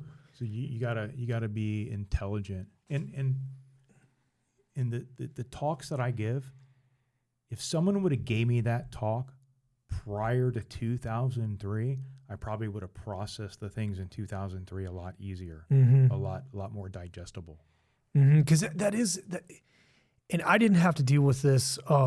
Luckily, thankfully, fortunately, there was in different environment, different scenario, right? If we were squeezed in the trigger, we had pretty clear and crisp rules of engagement. And so there was no, no one ever came up afterwards and was like, how did that go down? And so there was the processing that we went through was just the processing of the act itself. No one really ever, now I'm not saying that that's like that all the time, because I've just had a guest on a couple days ago, weeks ago rather, that did get questioned about, and that's in an active war zone. And I can't fathom, I've always said this, and this is kudos to law enforcement.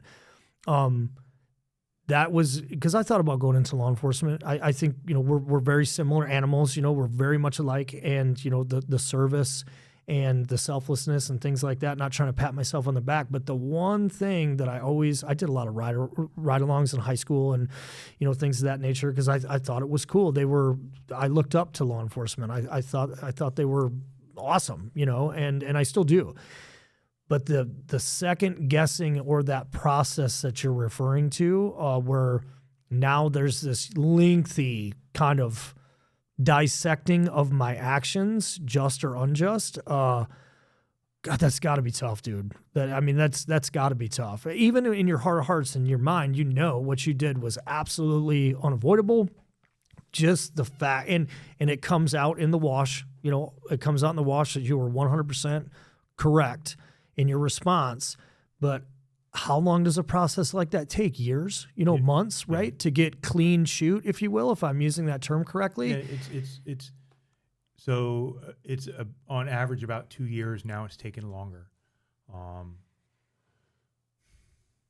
The gravity of it, you can know that you did the right things, right?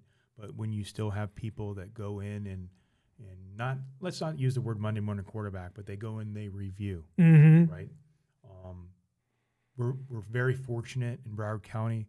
The prosecutors that do it are very experienced. They've had a change in state attorney where now they have a reviewing panel where they don't use the grand jury system anymore unless they think that they might indict you. Then they would use the grand jury system. But we're very lucky in that the prosecutors now are very experienced and very, very well versed in the law and understand this. And I've had conversation with them, and they understand the gravity of these cases. Mm-hmm. It will consume you if you allow it, right? And like I said before, time is our enemy. Time is men like ours enemy, where you can very easily let things start going unraveled inside your brain, and it can be unfortunate. I think that's important for people to hear. So I appreciate you sharing that, because you've got, and I tell some of my students in my former profession when I taught, not everybody was an experienced individual. There were some classes that we taught where the entire class was filled with people that had not chose the profession that we, and I'm like, hey, check it out. If you get into an incident and you survive it, you did the right thing. You have the rest of your life, right, to dwell on it and to kind of self-critique and self-assess. You don't have time to do that. And that's kind of almost your if you want to know if you did the right thing, is if you had to think about it. You usually don't have to think about it. It's them or me, and I'm going to react and use my training.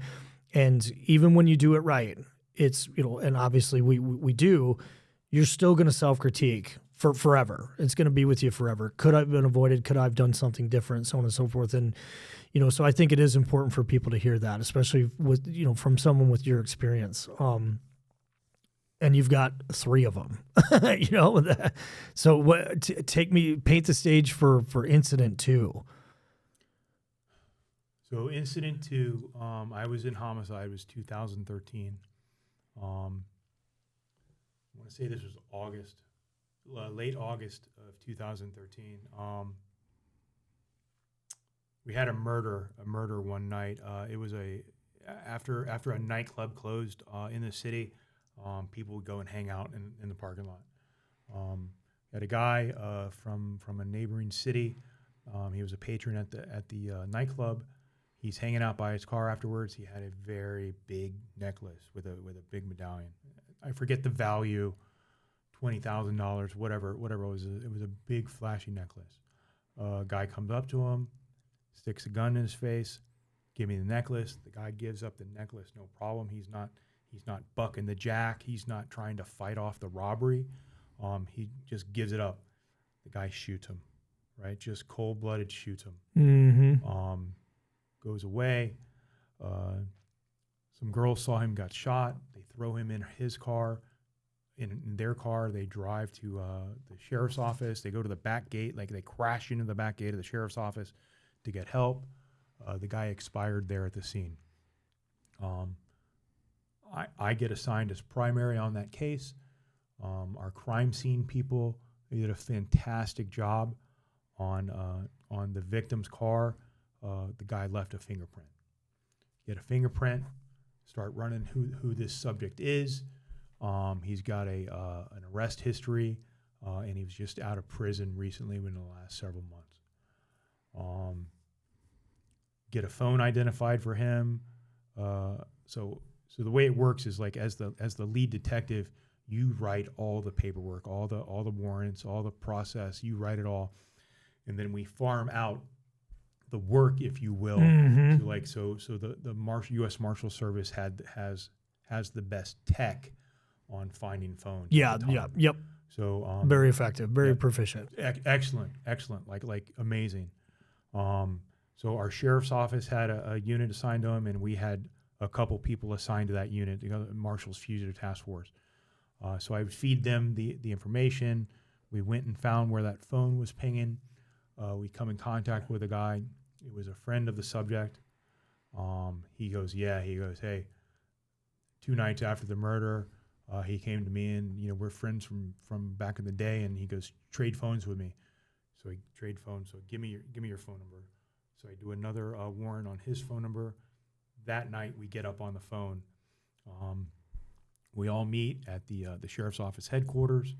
We're rallying up. I'm with my partner, who when I tell you that this guy has probably got the world's worst back pain from carrying me for years, I'm not joking. Like, so we're talking about leaving the job, right? When you leave the job, people forget you. We have lunch once a month.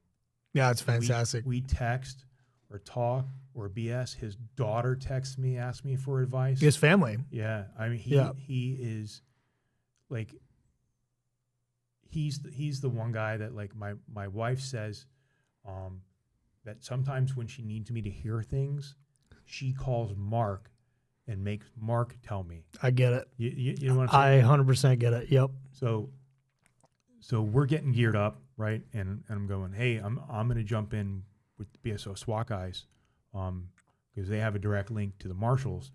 And he goes, okay, I'll follow behind you guys, no problem. So we get the phone pinged at a house.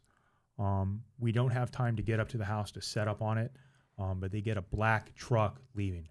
So we kind of ease back because the phone's still pinging. We get the phone going to ground at a Days Inn hotel up off Oakland Park Boulevard, just west of I-95, the highway. So we go up there and we're sitting a couple blocks west in the Home Depot parking lot, and listen to the marshals. And the marshals like, truck's moving. So the marshals jam this black pickup truck, meaning that the truck's exiting the parking lot of the Days Inn, and they stop it head on with their lights on, and get out. We come eastbound in the westbound lanes of the boulevard, and we stop and get out. And I'm riding back right passenger. I get out. I have my rifle, and I'm looking at the marshal's truck. I think it was a white Tahoe, and the black truck, and I'm not really seeing show me your hands, get on the ground. I'm not seeing what I thought I was. What you thought, right. Right. So then at that moment when I'm paying attention to there, from the hotel, shotgun round goes off. And I turned and looked, and I caught the flame leaving the barrel of the shotgun. Isn't it amazing the things, the little intricate details like that that you remember, right? Yeah, and it was like most muzzle flash I've seen is like orange hot. Mm-hmm. This was like white blue hot. So I immediately identify that as a problem, put my red dot on him, start shooting him, and he's moving right to left in front of me. Right to left seems to be a theme, right? He's moving right to left. I follow him, shoot him. He goes down, and then in front of me, like I see like this pinnacle of cover. It was a giant sable palm tree. You probably couldn't get your hands around it, right? I'm going, man, that's where I need to be. That looks nice. That's yeah. So I run up and I brace on it and use it as a barricaded support. And other people are shooting. So he's still moving, right? So I'm looking at it, and he's laying on the balcony, which is about probably a 6-inch, 8-inch ledge of concrete, and he's laying up like this. And I see the shotgun, and he's laying kind of like on the side like this. So I'm like, man, he's still moving. So I took and I put my dot just a little bit higher because I wanted to make sure that I was clearing. Like I say that, right? Because after that, my first shooting, I dove into training, like head first, and I devoured training. Like if you name an instructor, I've probably taken 2 classes with him. I devoured it. Like so I knew that I had a little bit of an offset problem. I was pretty close. Yep, optical offset. Yep. And I held a little bit higher, and I started shooting him, and I could see his body reacting to the rounds. Finally, 2 guys maneuvered up to the deck. They got up there. They detected movement. They shot. I shot again, and then they called ceasefire, and they went up and they took him into custody. I looked up on the tree. Right above my head was an exit hole of the tree. So that round that he shot wound up being slugs, and it blew through that tree. So me thinking that tree was going to be good cover wouldn't have been good cover. Right. So that happened in another jurisdiction. That happened in the county jurisdiction. So their homicide unit was the lead on this case. Now I'm a homicide detective at the time. This is my warrant, my case, my everything, right? Well, all of a sudden, I'm out of it, right? I'm now subject of the investigation. Yeah, they confirmed, yeah, hey, that's the guy that you had the warrant for. That's definitely him.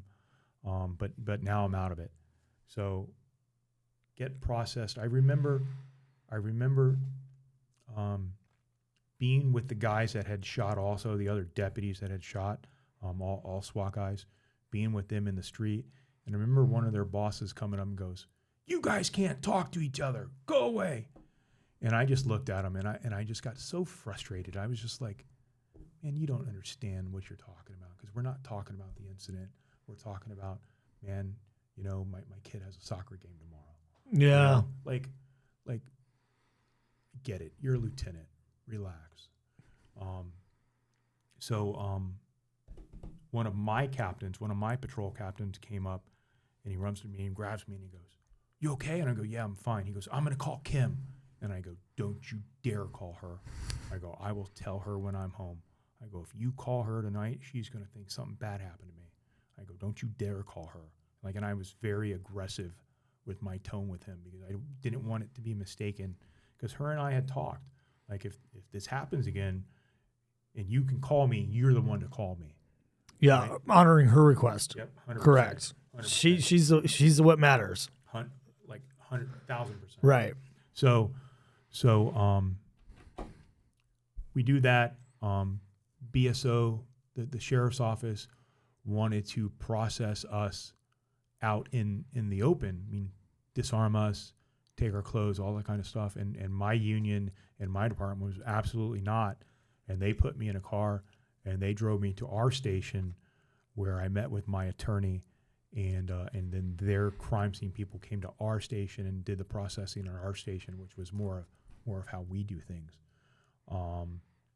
So during that incident, right, during the whole shooting, and to reverse gears a little bit, the way that I had my rifle set up is I had my sling on my gun, and I had gotten this from Kyle Lamb from Viking Tactics class, was stowing the sling on the gun. I had the gun stowed on the sling in a manner on the left side of the gun, where I manipulated the gun the entire gunfight, and only slung it when I needed to sling it. When a person came from one of the rooms, it wound up that he was in the room, hotel room, shooting up heroin, and then when all the commotion went, he went up and looked out the window and wound up catching a bullet in his arm.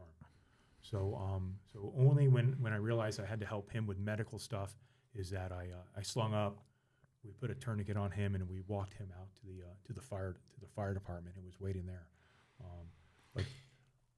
And not to interrupt you, but I think this was something that I was kind of epiphanical to me in being involved with law enforcement training. Like, I don't think it could be talked about enough. Where you're in an active gunfight, and it's not the movies. If you shoot them and they're not dead, you're required to render aid. It's not just go have a cigarette and let him bleed out or whatever. Otherwise, you're going to be sharing the cell. Is that fair to say? 100%. It's and as a human being, right, and as a man, right, you're now my responsibility. Right. You know what I mean? I think that's lost on a lot of people. I have no malice towards this person. I'm simply reacting to his actions. And this guy was an innocent dude, right, who was just high enough to come and peek out the window. Right. Yeah. Yeah. I mean, so he got shot and possession charges. I don't think they charged him with possession, but right. Yeah, I mean, it's a bad day. Yeah, like I have no idea what happened with him. I know that he went to the hospital and got treated, but I have no idea what happened to him. If he sued the department or not, I have no idea. I have no care about that. I'm just glad. I'm very glad that we didn't seriously hurt or right. kill an innocent person. But again, like you don't get to choose the battle space, right? The bad guy dictates the battle space. So it's the reality of policing in our cities. It's heavy, dude. It's heavy. And like I said, you did it 3 times. It's and we're going to talk about the third as well. What was there any significant differences? Because how far apart time-wise were these two incidents? Was it 10 years? 10 years. 10 years. Could you identify, and if you can't, you can, was there any significant changes in the aftermath of the incident 10 years later? Like improvements? Does that make sense? Am I articulating that question correctly? So I had a completely different experience with the chief of police this time. Okay. And I'm not going to say any names, but I had 0 interaction with him. Wow. I heard he was at the scene that night. I didn't see him. I never had a personal one-on-one conversation with him about the incident. I did with his assistant chief, who is a very dear friend, but it was just a different person who had never. Like the first chief, Bruce Roberts, I know that he had been in my shoes. Which is probably why he did what he did. 100%. The second chief, I know for a fact that he had never been involved in my shoes. And I don't fault him for that, right? But it's something for if bosses do listen to this, I don't think that's the move. No, leadership 101 is troop welfare and right. You're. Doesn't matter if you've been in those shoes before or not. If you're, have one iota of leadership, you should be addressing, that individual, and everyone involved for that matter, right? So, in my opinion. Yeah. So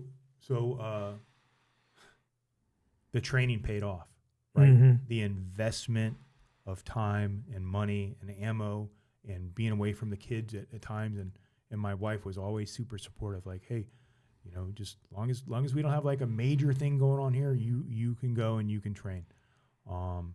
So the training paid off. I actually started on Target back then, my training company with a partner, and we ran it for several years, and then it dissolved. But I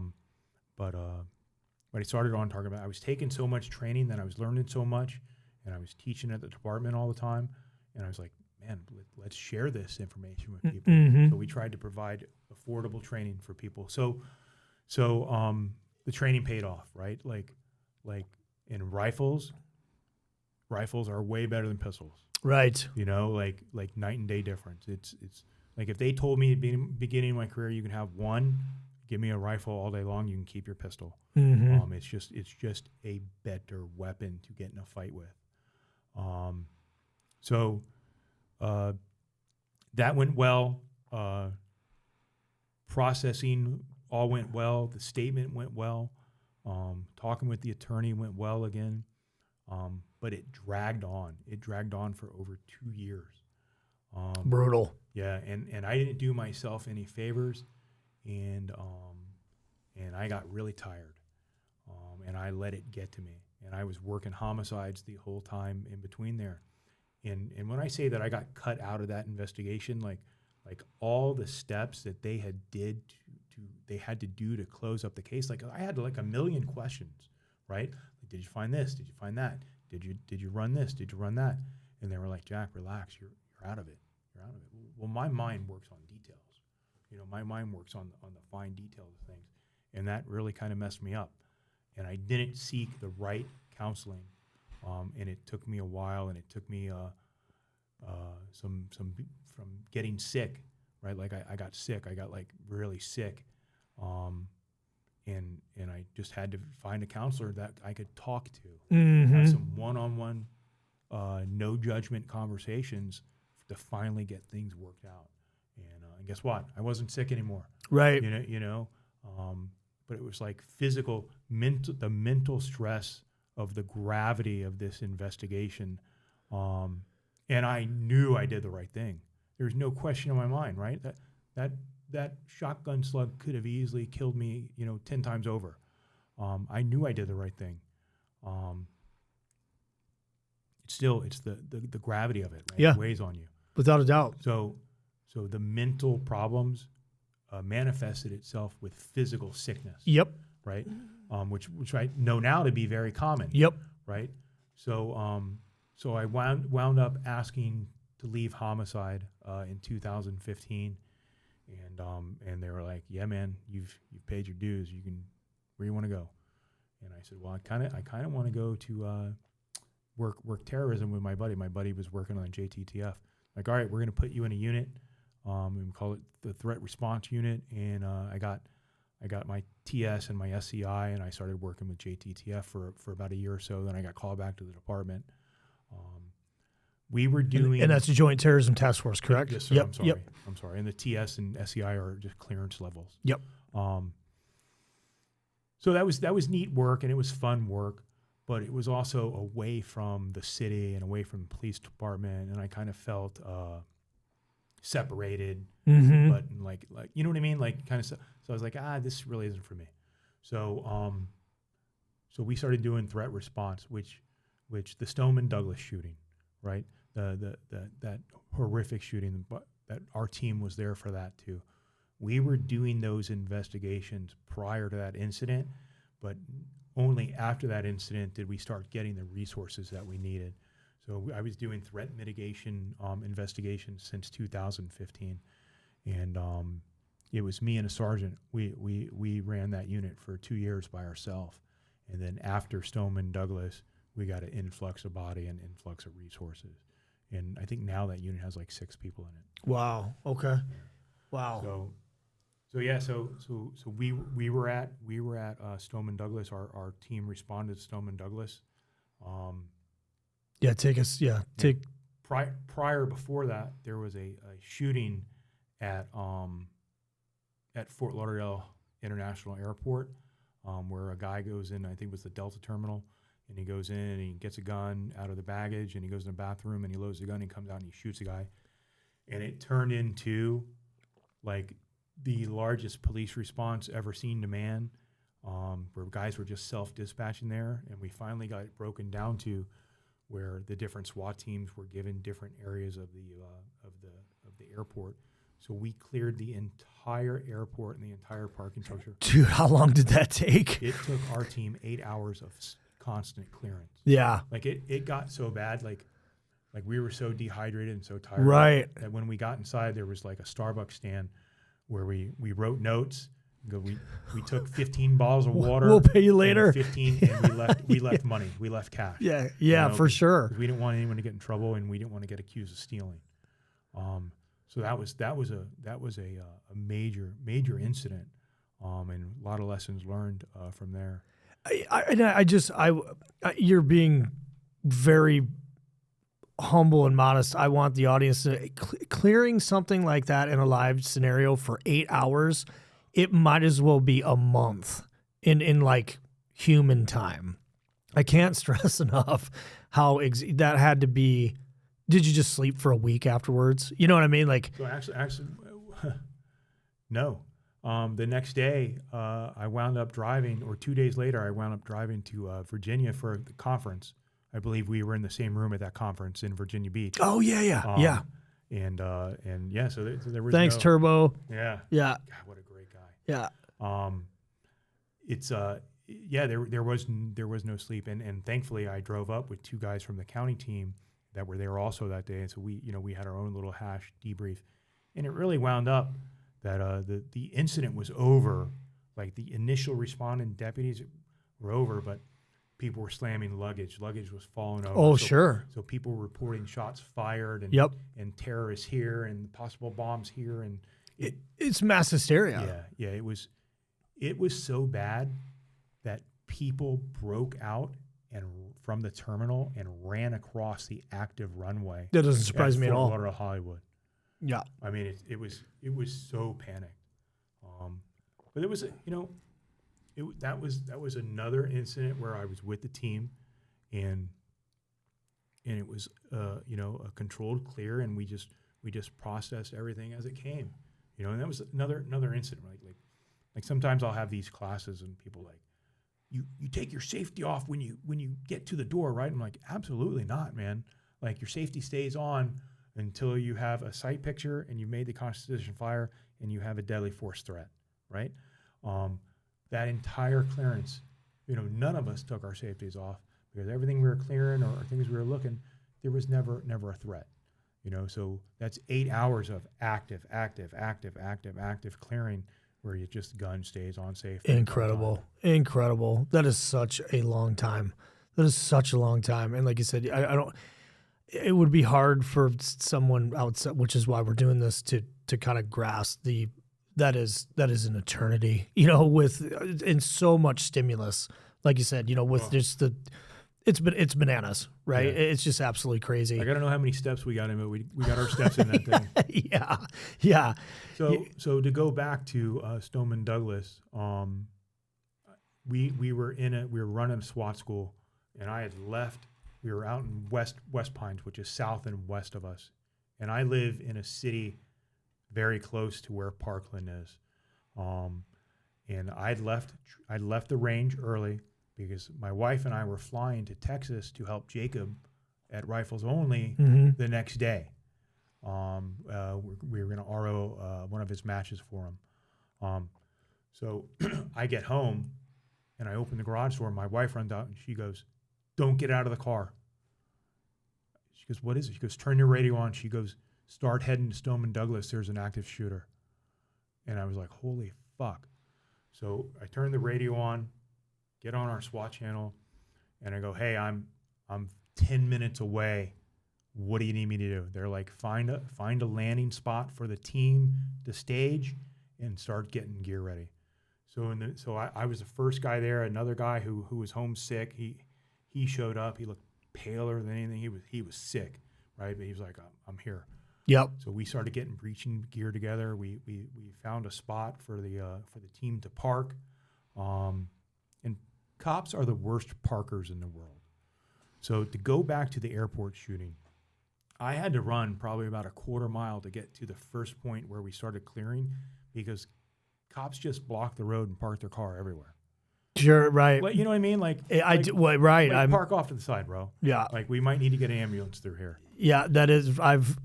never had to worry about it, but I know it is a thing, right? It's a bad thing. Pay attention to where you're like leave a lane, right? Which is hard to do when you're running towards a fight, right? You're not thinking 3 steps ahead like that, Yeah. And so back to Parkland. Some other guys started arriving. We're getting all of our gear ready, and we're at so there's 2 schools. There's the high school, Stoneman Douglas, and then there's an elementary, a middle school. And between there's a spit of land and then a Walmart. And we start getting radio traffic, but they didn't realize till after the fact that the video they were watching was tape delayed. And I want to say it was 12 or 10 minute tape delayed. And they go, he's passing whatever the middle school is, and he's heading towards the Walmart. So we're like, please. Right. Come on. Come to me. Come to me. So we span out in that spit of land. We span out in that spit of land and start corridoring it. And they're like, all right, video's old. Get to the school. So now we're running however far it was. It wasn't that far. Maybe, let's say it was 600 yards. Like that. We're carrying every bit of breach gear we can manage, find in the trucks. Which is not light.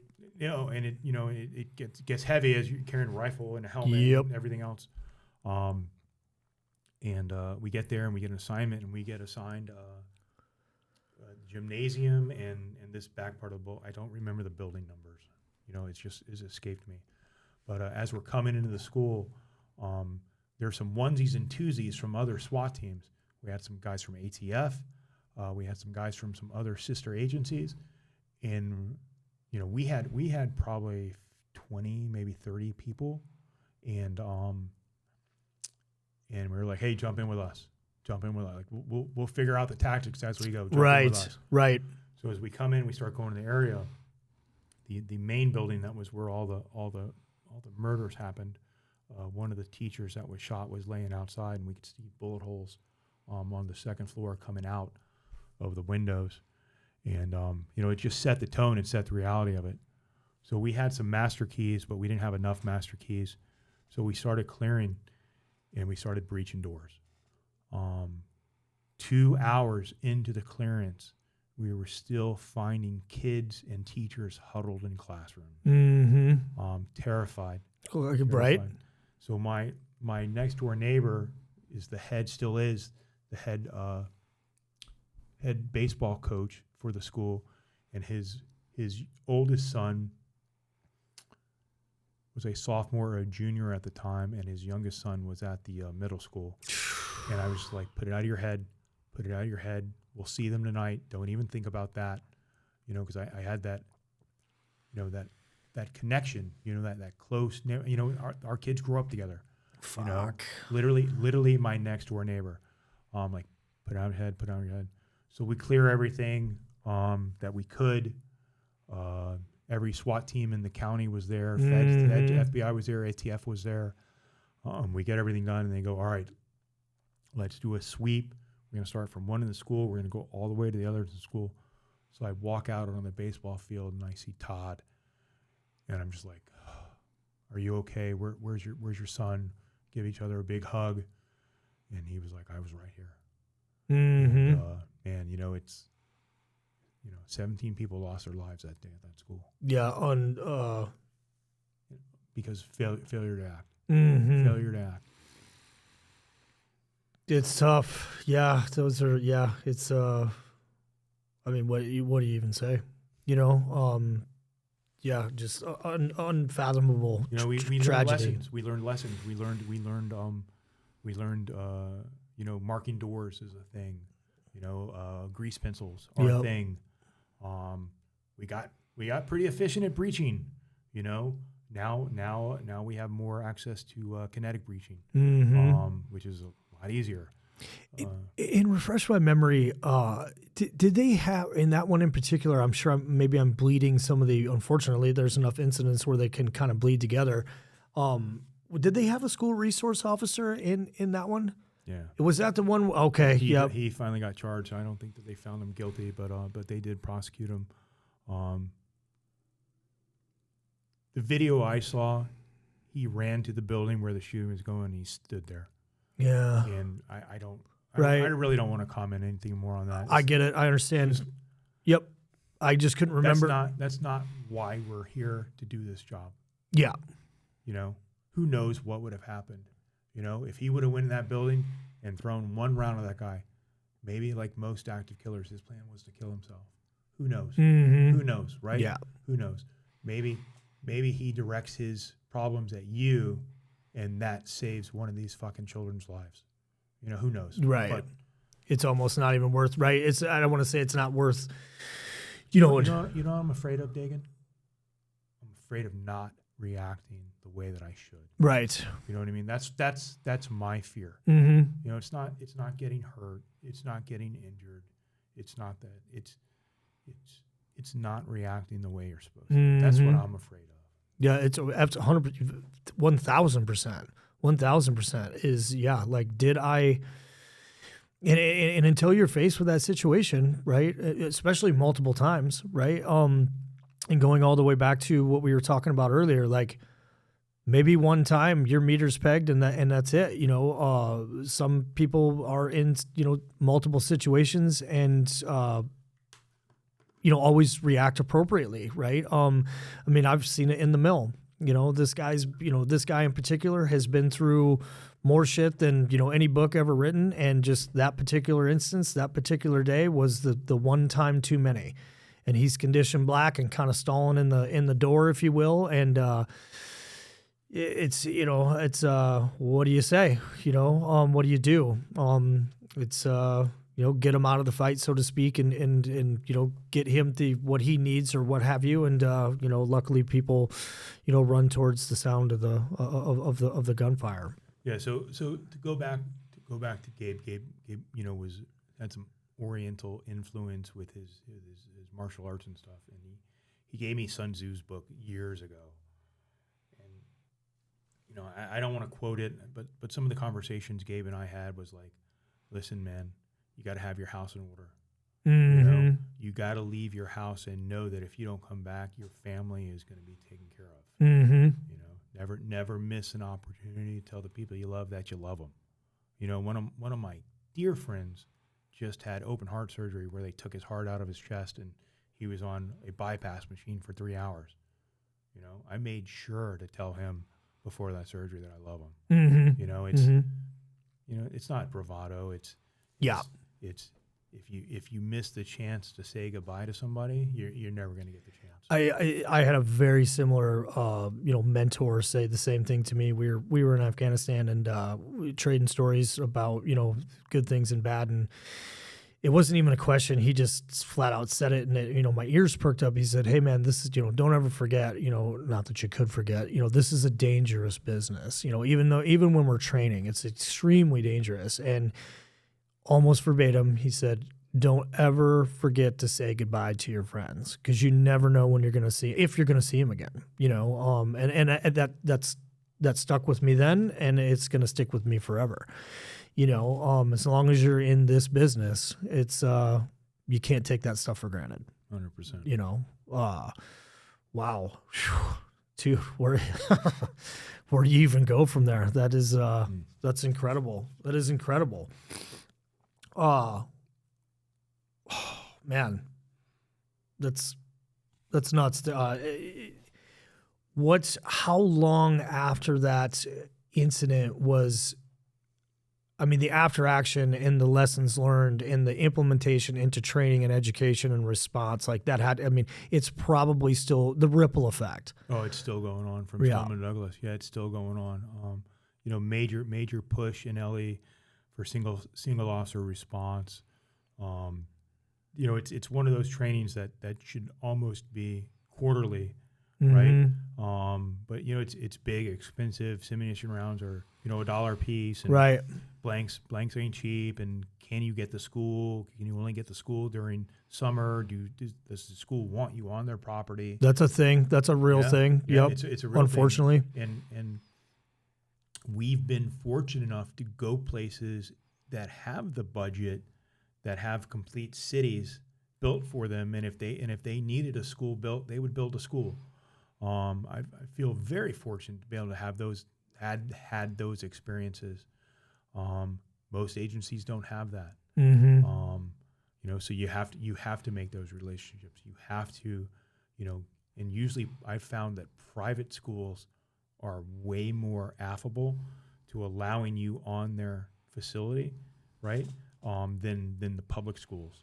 Public schools are always lawyers, where private schools usually have one person, and for that person to be able to say, yeah, come on my property, because what are we doing when we're there? We're learning where all your buildings are. We're learning who has the keys. We're learning. So it's a self-serving thing there. Right? Mm-hmm. It's helping us with training. It's also helping that private school, because when something happens, you're the ones who's going to be coming. So we've had much better relationship and easier time with working with private schools than we have with public schools. That's interesting. And I don't want this to be a loaded question or to kind of paint you into a corner, but I'm sure you have an opinion on how do we stop it? If you were king for a day and you could snap your fingers to make there never be an active shooter in a school ever again, how would you do it? I think it's impossible. However, every single one of these cases that I've ever investigated or read about, there were signs. People didn't speak up when they saw the sign. Mm-hmm. There's a lot of behavioral threat assessment training that goes on, behavioral threat assessment management, things like that. We were doing these things in that threat response unit before the feds got involved and put names and hundreds of thousands of dollars in research into it. Talking to your kids, right? Parents talking to their kids, understanding their kids, and friends and family and neighbors and coaches and churches. There's always signs, right? No kid has yet to be so clandestine that he just pops in one day and goes, surprise. Right. There's when they go back and look at it, there's always signs. Yeah, hindsight, right? Hindsight being 2020. Yeah. It's like, oh, how did we miss this? But so one thing that I always understood when I was doing those investigations was that I needed, especially when there was no crime committed, I needed to be extremely thorough, right? But I also needed to be respectful of the person's rights, mm-hmm. right? Like, hey, guess what? Sometimes kids have really shitty days and kids get bullied in school. Like, when I graduated high school in 1987, there was no cell phones, there was no internet, right? If you had a problem with somebody at school, you didn't have a problem until the next day. Yeah, bicycle rack, yeah. 100%. And we had fistfights. Yeah. Now, the cases that I've worked, that I've been exposed to, these kids are inundated with our phones, their phones all day long, all night long. Like, I was spent after Stoneman Douglas. Absolutely spent, right? I knew I was getting on a plane in the morning. I wanted to get home. I wanted to hug my wife. I wanted to talk to my kids, and I wanted to go. Boss calls me, and he goes, I hate to do this to you, but we have a threat from one of the private schools. And I go, man, I can't do it. I'm spent. He goes, no, we have to do it. I'll meet you there. So it winds up being within 3 minutes of me getting to the scene, I had solved everything. It was an autistic kid, right? Who someone dubbed a video of this kid like reenacting a wrestling thing, right? And put it to like some screenshots of people being killed, right? And then they sent that video out through all their private school. Oh, Jesus. So I go and we talk to the mom, single mom, and I go and I talk to the kid, and I go, hey, do you like wrestling? He goes, oh, I love wrestling. Come with me. And his mom goes like that. And we go in his room, and his room is WrestleMania dolls and wrestling pictures on the walls and wrestling this and wrestling that. And I go, hey, did you ever make a video? He goes, yeah, I made a video. And he showed me, and very proud of it. Some kid took and dubbed it. Right. Right. And fuck. Nice. It's Yeah. not funny, but it's No, like fucking kids. It's fucking horrible. dude. Right, you know, It's fucking goddamn horrible. kids. And guess what that school did to that kid? They kicked the autistic kid out who was thriving in that program. They kicked him out. You know, and I probably again, you know, stepped on it. Was very vocal about it because some of my bosses at the time had very deep relationships with that school. And I was very vocal, and I was very vocal when I talked to the principals of the school, not the principal, but the principals. I was very, very matter of fact with them. Mm-hmm. Like, and I was probably overtly short with them. Sure. Because I was so spent, so physically. Like I said no to this one. I said no, and it was like, no, you can't say no. And I was like, oh man, like, you know, like. Yeah, you got a 0.5 second fuse at that point, right? Yeah, like man. your meters, your Yeah. cup overfloweth, and not in a good way. Yeah, and you know, and that's just one of the things, right? Where it's like sometimes bosses need to read their players and be like, hey, this guy's never told me no, but he's telling me no today, you know? And Listen, yeah. right? Listen. And I went to that unit thinking that it was going to be a little more easy, a little more laid back. Mm-hmm. You know, I can decompress from my 10 years in homicide, you know, seeing, you know, hundreds of dead children and just the worst shit on earth. And I thought I could decompress, Mm-hmm. and it was not that. You're right. And especially after Stoneman Douglas, it was full on pressure, call outs, you know, and it just stayed constant. It just stayed constant until I left there in 2022 and went to our training unit full time. Yeah, I believe it, dude. I've had conversations with my children. You know, and this is so, you know, when civilians have myself included, you know, I've had plenty of interaction with law enforcement. You know, not in the training and not, you know, like legitimate law enforcement interactions, right? And you know, people, oh, he was a dick or whatever, blah, blah, blah. And it's like, you have no idea what that dude's day, what the last call was like, what his last month was like. You know what I mean? Like, he may be working through, you know, he may just be having a bad day. You know what I mean? Give that individual some grace, you know, if you ask me, right? You know, it's your interpersonal interactions, you know, if he comes in or she comes in a little hot, there's probably a reason for it. And obviously there's probably, you know, some law enforcement officers, you know, just come in a little bit hot. You know, I'm sure you can attest to that.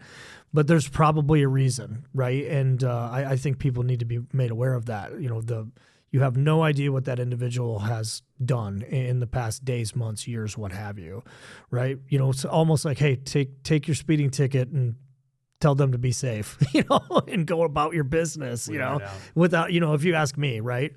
Man, that's incredible, Jack. It's, and I didn't know that. I didn't know that story, right? Obviously I'm familiar with both of them, but I didn't realize your level of involvement. Wow. Jesus. Yeah. And your wife, how many medals does she rate? Huh. You know, every single one of mine, she's earned 10 times over. Yeah, they're hers. Yeah. Yeah, God bless. You know, is she retired? Is she still active? She left January of 20, right at the peak of COVID. Okay. Yeah. And is she doing anything now afterwards, or is she just full-blown retirement and keeping you out of trouble? Pilates. Yes, there you go. Yeah. She talks about working again, and I support whatever she wants to do, but thank God, you know, we're good. Good. You know, we're good. Yeah. So I love having her at home. You know, she's Dagan, when I tell you she's the love of my life, like, and sometimes I'll talk shit about where I work, but if it wasn't for working there, I would have never met her. And you know what I mean? Like we all say it, right? But I know I am. I'm the luckiest man in the world. Mm-hmm. You know, mm-hmm. the luckiest man in the world. I won the wife lotto. Yep.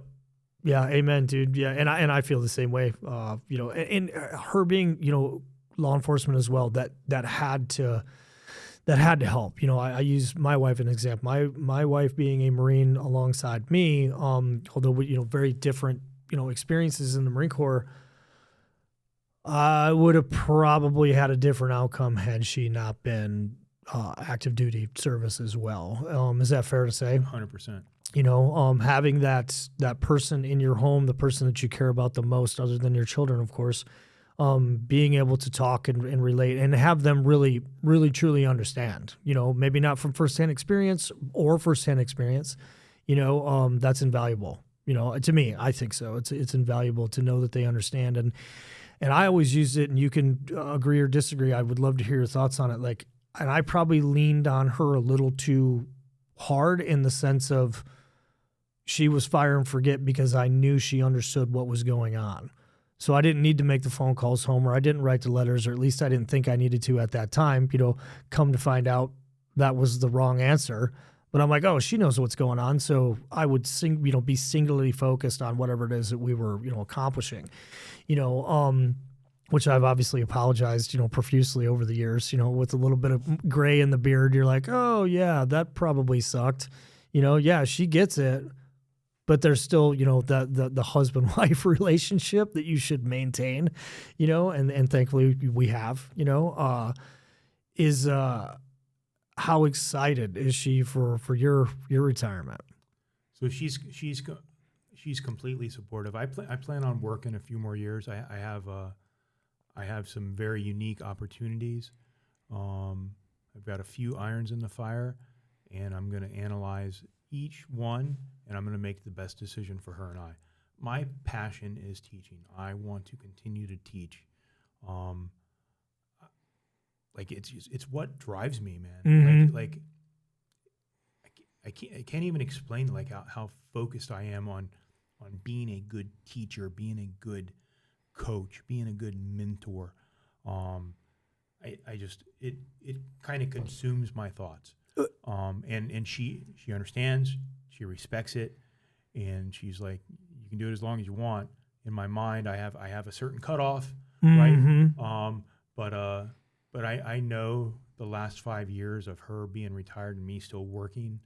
I know that she gets bored at sometimes, or even it's like, hey, let's plan a trip, and she's like, why are you telling me that? She goes, you're the one who's got no white space on their calendar. Right, the white spaces, right. And so we just booked a trip to Hawaii. It's been my bucket list since I was a young kid. First time? Yeah. Yeah, we're going in November. Awesome. We're taking little trips. Like I'm going to FLETC in 2 weeks to teach, to present at FLETC at a leadership conference. So we'll go up there. My brother lives in that town, and we'll spend a couple days with him. So we're going to get little micro trips in, and then hopefully our in-laws invited us to Colorado for Thanksgiving.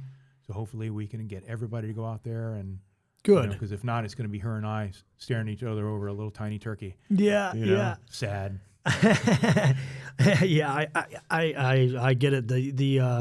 That's got to be exciting to kind of the next chapter, right? I'm looking forward to it. Mm-hmm. I'm looking forward to it. I've earned so much knowledge that I almost think it would be selfish not to share it. 1,000%, dude. And I was going to say, I think we're that, because I share that, right? I share that mutual, you can tell you're very passionate. I've seen you, instruct and teach. That guy is, he's legit. He absolutely, the passion is almost, palpable, right? And for me, I think it comes from, I know a duty and a responsibility. And this isn't me being like, oh, I'm the God's give, ninja Jesus. That's not what I'm saying. But the lessons learned, and I'm going to try and feed you like a baby bird for the amount of time, just pull open your beak and cram it all in there with the amount of time that I have, so that you don't have to go through or live through the pain and mistakes that I have. And I'm going to, it doesn't, to me in these professions, the most minuscule thing to me, these are life-saving lessons, right? These are life-saving, and you may not be able to see it right now, but something as simple as how you set up your equipment, how you set up your gear, the amount of training, right? Like, it seems very, very nitpicky, but it's, once again, an amateur wants attaboys and a professional wants critiques. We've done it wrong so many times that we can't do it wrong anymore, right? Is that, you know what I mean? Versus, kind of in the beginning where you're like, I have to do this right. Yeah, and everybody wants to do it right. I want to do it right too, but I want to do it wrong until I can't. I want to make all the mistakes, right? And how many mistakes have you made? Countless. Myself as well, right? Can't even count them. Right, Can't even count them. And dealing with the cadets, like in my my students in my former profession, like I want to give everything I got. You know what I mean? Please let me. And I think that's just passion because I care about not only what they're going to do, what they may be forced to do, but basically complete strangers. But because of them raising their hand, this is the world according to me. You've raised your hand to do something very, very dangerous. How fucked up of me would it be to hold something back? You know what I mean? That's how I feel about it, right? So I'm going to give you everything I got, and I think that I don't even think that's up for discussion, right? When we're tired, when we're sick, when we're what have you, especially if they're paying for it, you know what I mean, right? But how, like you said, so how selfish would that be to not give some? I'm going to give you 110%. I am, whether you want it or not, you're going to get it. Trust me. Like within the first 20 minutes of hearing you talk down in Texas, I was like, that's my guy. Like I'm hanging on every word. I was a teacher there, but I also assumed the role of a student there, and I sat in on every single class that I was allowed to sit in on, and I learned a lot of things, and took away a lot of things, and I could tell how passionate you were and how expert you were in what you were teaching, like you said, like people like that, they grab towards each other. And I think, like you said, within 20 minutes of being there, we knew we were the same people. Mm-hmm. So it's always good, and you get that vibe from people, or you don't, and you immediately know, like, this guy's here just checking a box, and he's not really going to get it. So guess what? That guy doesn't get as much attention as the guy that's really trying to learn, right? Mm-hmm. Not meaning that you don't listen to him or try to help him or correct his deficiencies, but you try to correct his deficiencies. And if he keeps going back to doing cup and saucer, right? You leave him in his horsey stance and let him do cup and saucer. And that's fair. That's 100% correct, and that's fair, right? It kind of depends on, and we've both had all kind of caliber from very, very new to very, very seasoned, and there's obviously a different approach, or can be a different approach. To your point, if I correct you 2 or 3 times and, we're trying to correct the same problem, but I'm going to take, okay, that approach didn't work. I'm going to take it a different approach, try and, explain in explicit detail why what I'm telling you to do matters. Right. And sometimes you get a little pushback from that student. Right. And I'll let somebody else take a crack at them, give them, let them simmer down and, kind of marinate it a little bit. And then there's the experienced guys. Right. Then there's the experience, like guys like, it's very, very hard, I think, for some of us to be students. And I was having a conversation with a fellow instructor. He was taking more of like the coaching approach to it, where I'm kind of going to give you the answer and show you the answer. And then I'm going to watch you repeat it and I'll critique it. And I kind of took a different approach where I was like, I'm going to give you the information you need. I'm going to watch how you formulate and how you kind of solve the problem and then I'm going to watch. Are you listening and using the tactics, techniques, and procedures that I gave you? If you do, you'll be successful. If you don't, you're going to fall on your sword and almost like let them fail. I said, hey man, these guys, big egos, myself included, right? I try to keep it in check, but we're all here because we think I always say, I'm very, very proud of my T-shirt collection. I worked hard for that T-shirt collection, right? But if you let those individuals fail and fall on their sword, you'll realize now you have their full attention. Because like you said, what's the number one fear you have? Is not reacting appropriately. Well, what's a close second? failure of any kind, right? And so let them fail in a consequence-free environment, which is this whatever course it is we're teaching, and then pretty soon they're snap linked into you, and they'll do cartwheels if you tell them that's what needs to be done, right? And I try and, as when I'm a student, hey, I don't know. The only thing I know for sure is I don't know shit. Teach me, right? And you internalize it. And if I like going all the way back to earlier in the conversation, I'll take what I like. I'll take what I find useful. And if I don't like it and I find it, not useful, then I'll get rid of it. But I've never been to any place in any form, whether instructor or the students teach me just as much as I'm teaching them. I mean, I know that sounds cliche to say, but you're going to take something away, good, bad, right, wrong, or indifferent, if you're open and receptive and in the right mindset, if you ask me. 100%. If I try to read students, sometimes you can see that what the words you're using just aren't clicking with this person. You better have a different set of words. Yeah. Right? Yep. Right. Because not everybody is A to Z. Some people might need to go A to D and then back to A again. So it's a technique, right? It's a skill set. It's not just read PowerPoint, press next slide. Right. Yeah. And we've been to classes like that. Oh, sure. It's brutal, right? I coined I didn't coin any phrase. I hope I didn't steal it from somebody. I'm like, I feel like a hip pocket psychologist. You know what I mean? I don't have a psychology degree, but I do have 26 years of reading and studying of, individual, like human interaction, whether it's me and you, or I'm looking through a high power optic or a set of binos or what have you. You're watching people and to your point, I can see almost instantaneously if what's coming out of my mouth is registering, and do I need to take a different approach, right? And sometimes I may end up explaining something 3 different ways and then finally that third one clicks, right? And I think that's obviously, that comes with reps, right? Which we have a ton of, and I'm thankful for those reps.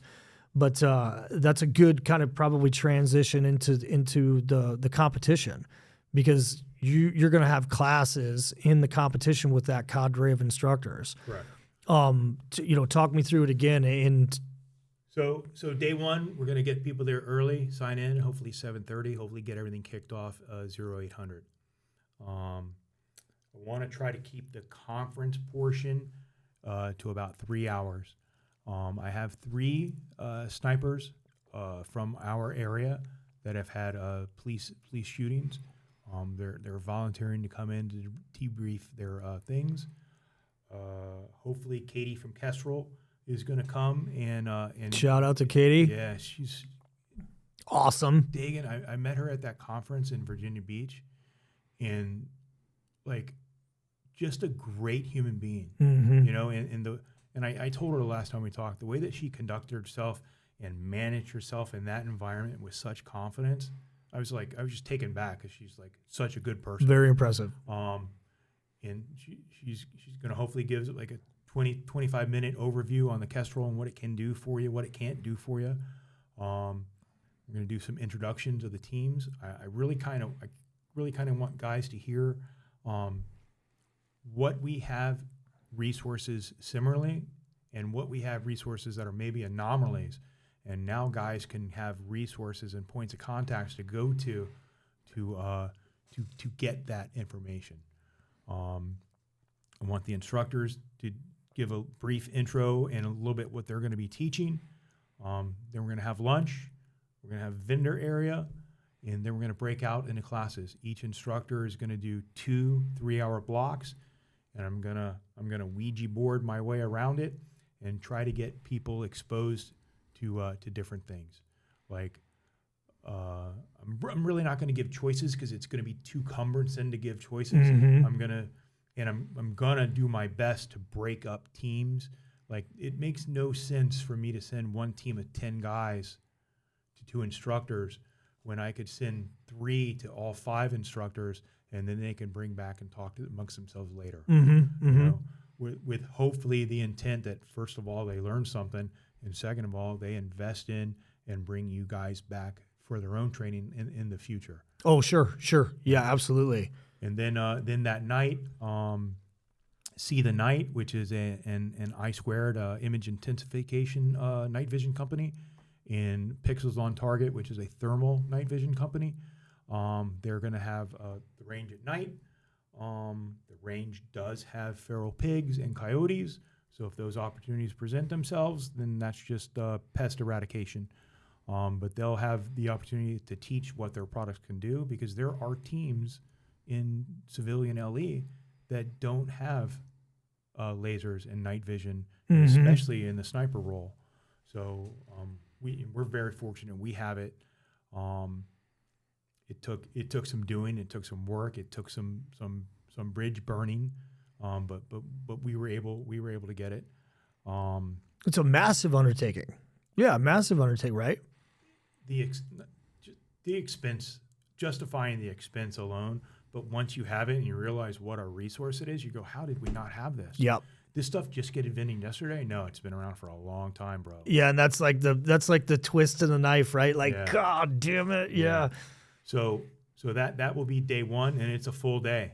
It's a full day. I'm going to ask people to do a lot, and then we're gonna get some rest. We're gonna show up the next morning. I want to say it's a Thursday morning, December 4th, and we're gonna shoot a 10-stage competition. It's gonna be a little disjointed because everybody's gonna go through stage 1 first.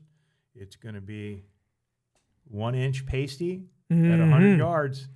You either get 10 points or you get 0 points. Yeah. Where are we at? Well, it's such a good way to start it. Yeah. I mean, because let's face it, in our world, right? In our world, yep. That first shot out of the rifle is there's no warm-ups. Trunk to target. There's no warm-ups. Yep. Right? There's no, I've never heard of it. Maybe some people do it somewhere, but there's no, go ahead and take a shot at that tree over there. That's not reality from, right. In my field. To go back to day one, so I am a regional representative for the American Sniper Association, and we're going to go over the police sniper utilization report, because believe it or not, there's some agencies that probably never heard of it. And it's a journal or a study that's put out by the association, and it covers the historical police sniper shootings. Super interesting stuff, right? For the audience, an aggregate of data, right? As far as ranges and that, I always found that very, very interesting, how the ranges change, proximity to target and things of that nature. Invaluable knowledge for. Yeah. And there's a lot of misinformation out there, and hopefully now people would ask you, who compiles those numbers? 90% of people would say FBI. FBI does not complete those compile. Thank you. Compile those statistics. It took Derek Bartlett through Snipercraft and American Sniper Association to start compiling those numbers, and thank God it still lives on. But not every sniper shot is contained in there. Very famous sniper shot in Pennsylvania. We solicited them to get their feedback on it. We haven't heard back from them. And understandable, right? We're talking about saving the life of the President of the United States. Hopefully they will contribute the information to the community when they can. When they can, to help the community grow. So and there's probably agencies out here in the United States that doesn't even know that ASA exists. So maybe they don't know they can contribute to the overall knowledge and resources. But there's a lot of knowledge in there. It's kind of like I had some conversations with some friends of ours about taking real life shots from prone or non-prone positions. And I almost had like 2 different conversations with the same people, because some people who've had real life situations, they've always managed to find a prone shot. And other people have sporadically. Like, so on my deployments, my deployments as a police sniper, prone is rare. Right. Super rare. But talk to guys who've been way busier, right, in different theaters, they've managed to find prone shots. So you just can't say it's always going to happen this way. You have to expand and be ready for every way. Yeah, and it almost seems like, and correct me if I'm wrong, because I've never done it in a official law enforcement capacity, but prone as Christmas come early, and most of the time, correct me if I'm wrong, in my head, if you do find that prone position, then you're either going to sacrifice cover or range. Would that kind of be fair to say? I mean, obviously there's a little infinite number of possibilities. I mean, the possibilities are endless, but in my experience, it's just been mid-range obstructions. Right, or that too, right. I mean, listen, we operate in a city, where there's no green space. Mm-hmm. So it's you're always going to have obstructions. Mm-hmm. You're always going to have barricades. So that brings us to day 2, right, where it's going to be a PRS style match, where it's individual. Like I've got a lot of phone calls. Like, is it sniper team, shooter, spotter? I'm like, nope, it's individual stuff. Like, I look at props, I look at matches, and why I want to do this. I've learned so much from shooting matches, because you're shooting someone else's contrived problem under a time hack, right? So whenever I look at an obstacle, a barricade, whatever, I need to know what support gear and what position I need to get my body into it before I even approach it. Mm-hmm. Because once you get on there, like, you're not doing nothing but eating up those precious seconds if you have to readjust to get a stable platform. So I found a tremendous amount of benefit from shooting the matches, and the matches I've been to, it's been very limited, the amount of police snipers that attend them, and probably a lot of it is because no one wants to get beat by a 14-year-old girl. We have a 14-year-old girl that shoots our matches that absolutely shoots lights out, and I love to watch her shoot.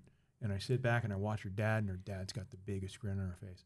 The girl's phenomenal. That's amazing. And if your ego can't take that, you need to check yourself. Hey, right. It is what it is, right? Maybe pick her brain and ask her how she gets so stable. Mm-hmm. And not go, wow, she's got a 6 BR. Well, you're 250 pounds, she's 90 pounds. Yeah. Obviously, that's some good coaching too. Oh, yeah. Real coachable, right? So I'm looking forward to it, Dig, and I really am. And you volunteering to come help means the world to me. 100%, dude. Yeah, it's I didn't have to think hard about it at all, right? Yeah, when you asked, 1,000%. There's zero reason why I wouldn't say yes. It's competition shooting is something I've always wanted to get involved. I used to shit on it hard. Like when I was in the military, I used to shit on it hard. I don't have time for that, because in my younger years, not my elder years. But it's definitely when I find time for a hobby that isn't bow hunting, that will be it. Nice. If I have my way. So I'm hoping a little bit of self-indulgence coming to that competition. I had done I did the Army International Sniper Comp in like 2006.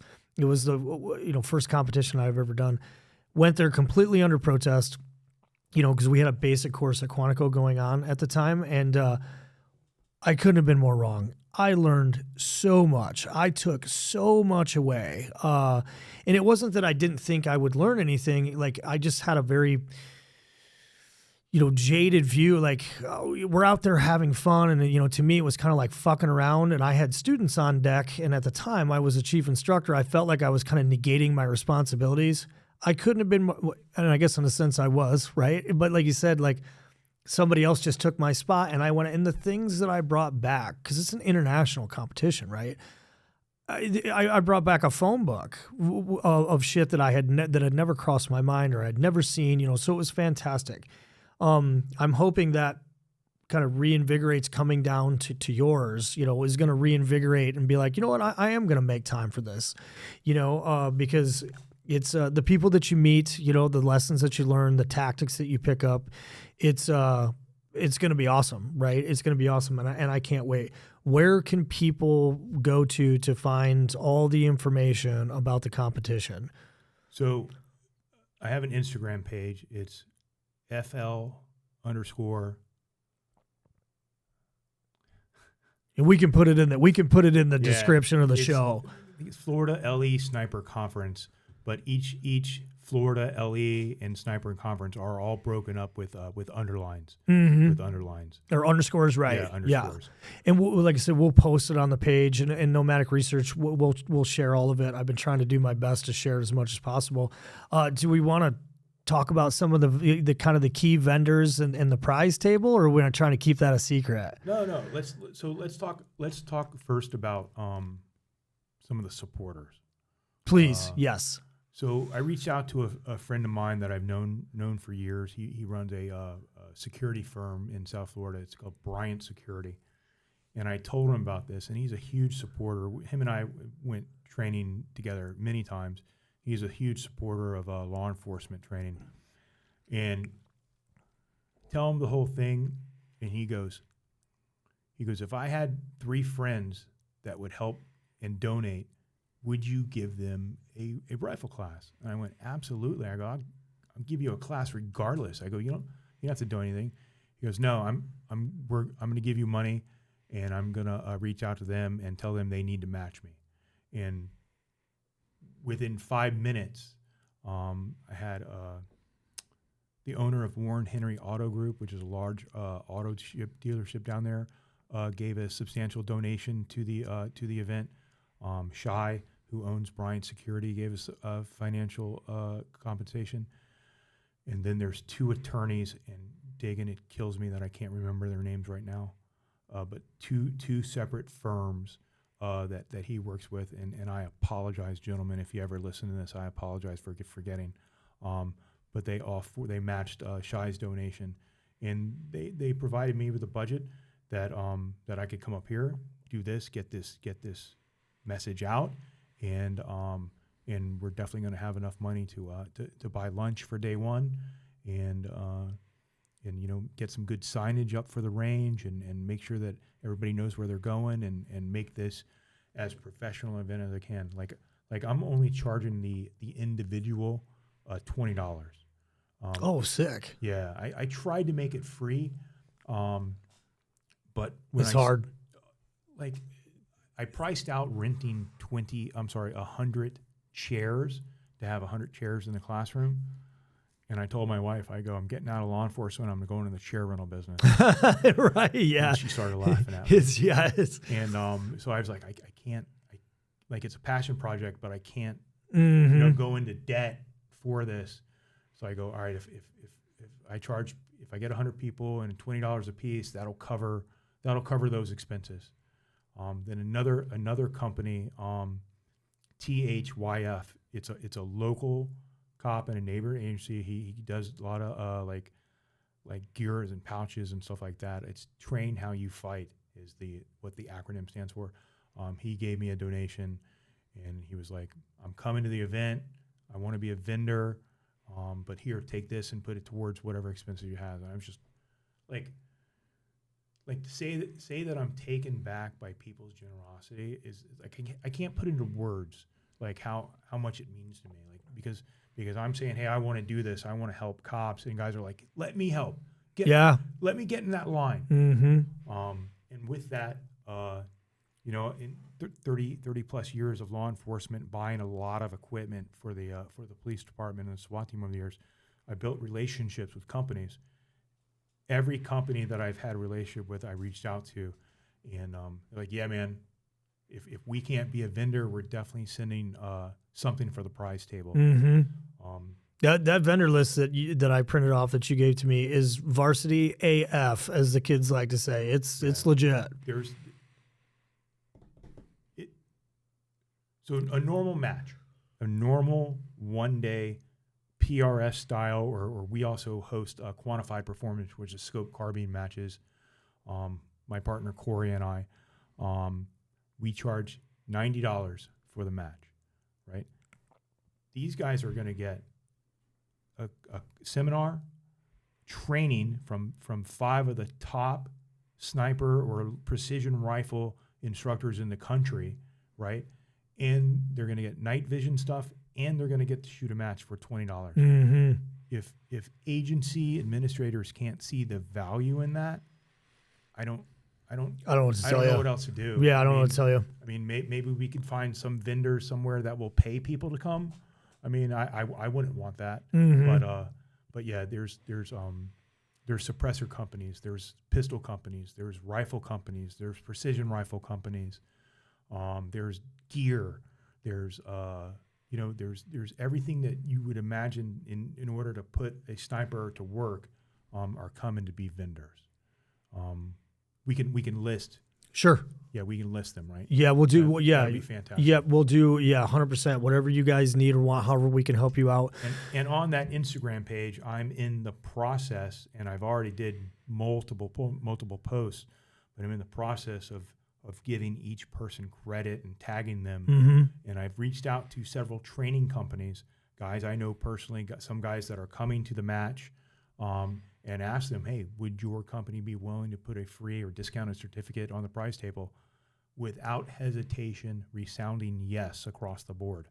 So guys are not only going to be able to grab excellent pieces of kit off the table, but even more importantly to that kit, they're going to be able to get a free or a heavily discounted training certificate to get some first-class training. Sick. I mean, what more can you ask for? Yeah, dude. It's incredible. And like I said, having never set one up myself, I'm not a light lift, right? A lot of work goes into that. And like you said, couldn't be done without the generosity of others. That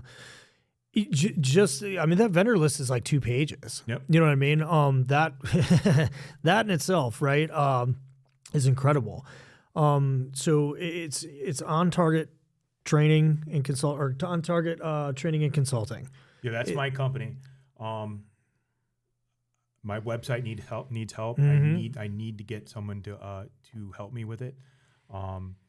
Email, anyone can email me on targettrainingconsulting@gmail.com, and I'll just shoot me an email. You're interested, I'll shoot you the flyer. I'll shoot you all. I have a pretty spelled out, cut and paste that I throw on there to people that are interested. Vendors also, not charging vendors. The only thing I'm asking vendors is they donate something to the prize table. It doesn't have to be, a $5,000 rifle. It can be a beer koozie, which I'll turn into a scope shade. It's just shoot me that email. I'll get you the information. And if you have any questions once you read that, just hit me up. Phone number and everything's on the email, and I'll get you what information you need. And the weather in December in South Florida is going to be a lot nicer than the weather in Dixon, Illinois. Yeah. In December. Yeah, it's not like I said. Oh, just twist my arm. I've got to go to Florida in December. Yes. And if anyone's interested, it's in Immokalee, which is pretty much Naples, but east in the Everglades.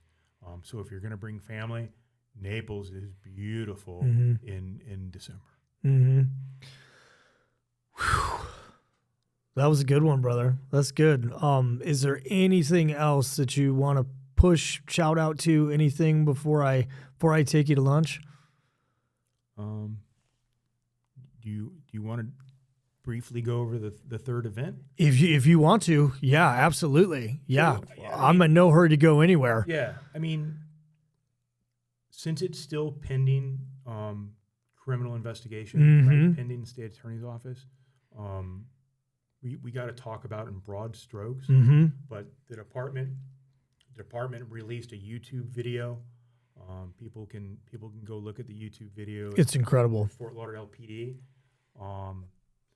and it's everything's on there. Like literally everything's on there. Like I wouldn't be a police officer in the United States of America with an agency that didn't have body-worn cameras. And for me to say that, it took seeing the positivity of these cameras over the last few years and how it's helped our officers. Listen, our mouths are our biggest problem in this profession. And if you can't learn how to speak to people properly, you're probably going to have a problem wearing a body-worn camera. But the evidence that it captures, it might not be exactly what you're seeing because it's on your chest and your eyes up here and your head moves, but this is stationary. It captures a lot of good evidence. This incident, and the department put it on YouTube, is captured right there. All the guys' actions and all my reactions were captured. And I think if anybody watches it, they would understand. And if they were in my shoes in that situation, they would have reacted the same way too. So this incident, my third fatal police shooting, was March 21st of 2024. I had been off the road as a detective as a patrolman for 24 years. I had worked the last 2 years in our training unit, and I'll take ownership for the conflicts that went on. I was probably not as sensitive to some people as I probably should have been, and expected people to work and take things as seriously as I do, and my attitude probably cost me that position, and so be it. Mm-hmm. But I think you show up to work, you should work, and if you can't teach, you shouldn't be in a unit that's sole responsibility is to teach. But anyway, I think that's fair. Yeah, I mean, anyway, things happen for a reason. There's a lot of balls had to be moved in place in order to put me in front of that doorway. It was a patrol response. It was my third shift back on the road after not being on the road for 24 years.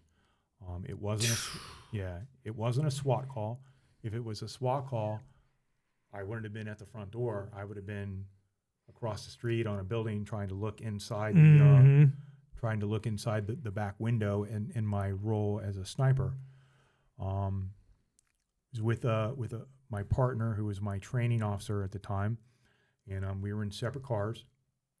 And I started hearing the radio traffic of this call going on in a different district. And I told him, and I go, "Hey man, I gotta go down there." I go, "Come with me." He goes, "No man, that's District 3. Let them handle it." I go, "Dude, I gotta go."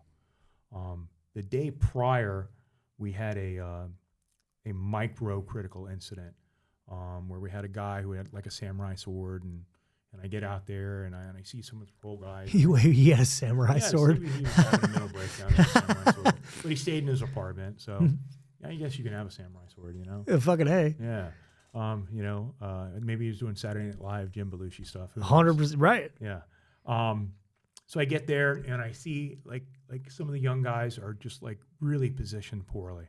So I start moving bodies around and like showing them, "Hey, listen here, take this cover here. Now you're 15 feet further, you know, It gives you more reaction time, and you have an escape route here where you didn't have an escape route there."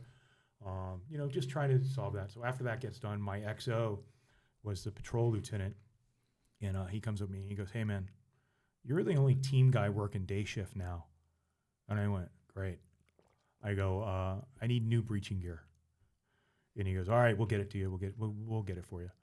And so that was the end of that day. So the third shift, we were 410, so that would have been my first week back on the road, and I was getting used to it, trying to figure out the computer, and it was a lot. Like, it changed, right? Like you give me our reports used to be yellow pieces of paper. You give me a yellow piece of paper, and I'll knock it out of the park.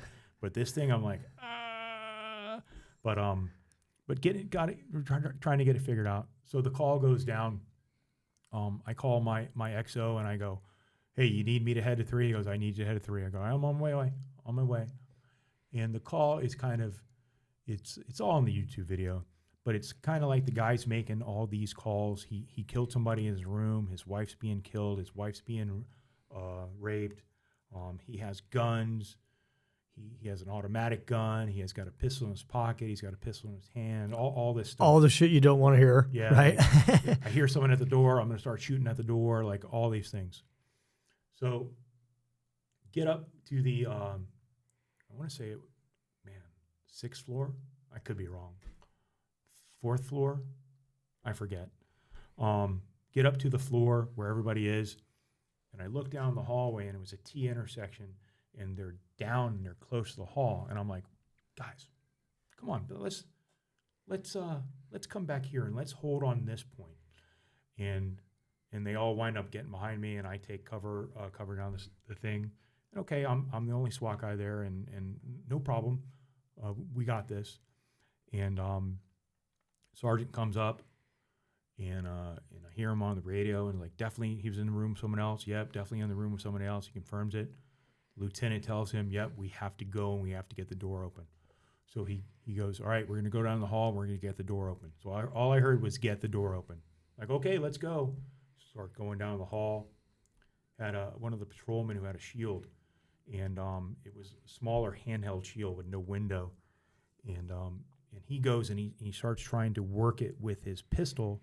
And myself and Pascal, who's another team guy, were like, hey, well, you just hold the shield. You know, Jack's got long cover on the rifle. You just hold the shield. So the way we work shield on the team is we're connected, right? Mm-hmm. Shield security, and we're connected. So no matter where I go, you're coming with me, Mm-hmm. and same. So go to the door, announce at the door. We had a door card, and the guy starts to open the door, and he opens the door very abruptly, and he pulls it back into himself. And now I'm on the left side of the door, if you will, and he's opened and in the room on the right side. And he's trapping the door with his left leg and his left butt cheek and his left lat. And I had to step out into the threshold in order to see him. And Kyle DeFore, his words were going through my head. Hand, Yep. waistband, wingspan. Yep. And I'm like, thank you, Kyle. I really, really appreciate your teaching. Yep. So as I'm scanning, I see left hand cell phone. I see his face. I see right hand semi-automatic pistol. Mm-hmm. And as soon as I see him with that, the gun is now coming down and it's level at me. All I'm looking at, and I know this isn't correct, I'm getting sucked into the gun. Yep. Getting sucked in the gun. I can see the twist of the rifle. Yeah, it's like the beginning of any 007 movie, right? You're just focus locked. Right down it. I was working off Viz laser. So I had laser on. I had my rifle canted the way it's supposed to be. And as soon as the gun came level, I started shooting him. Saw him go down. He came off the door, and the door closes. Pascal reaches around and tries to open the door again, but the locking mechanism isn't working.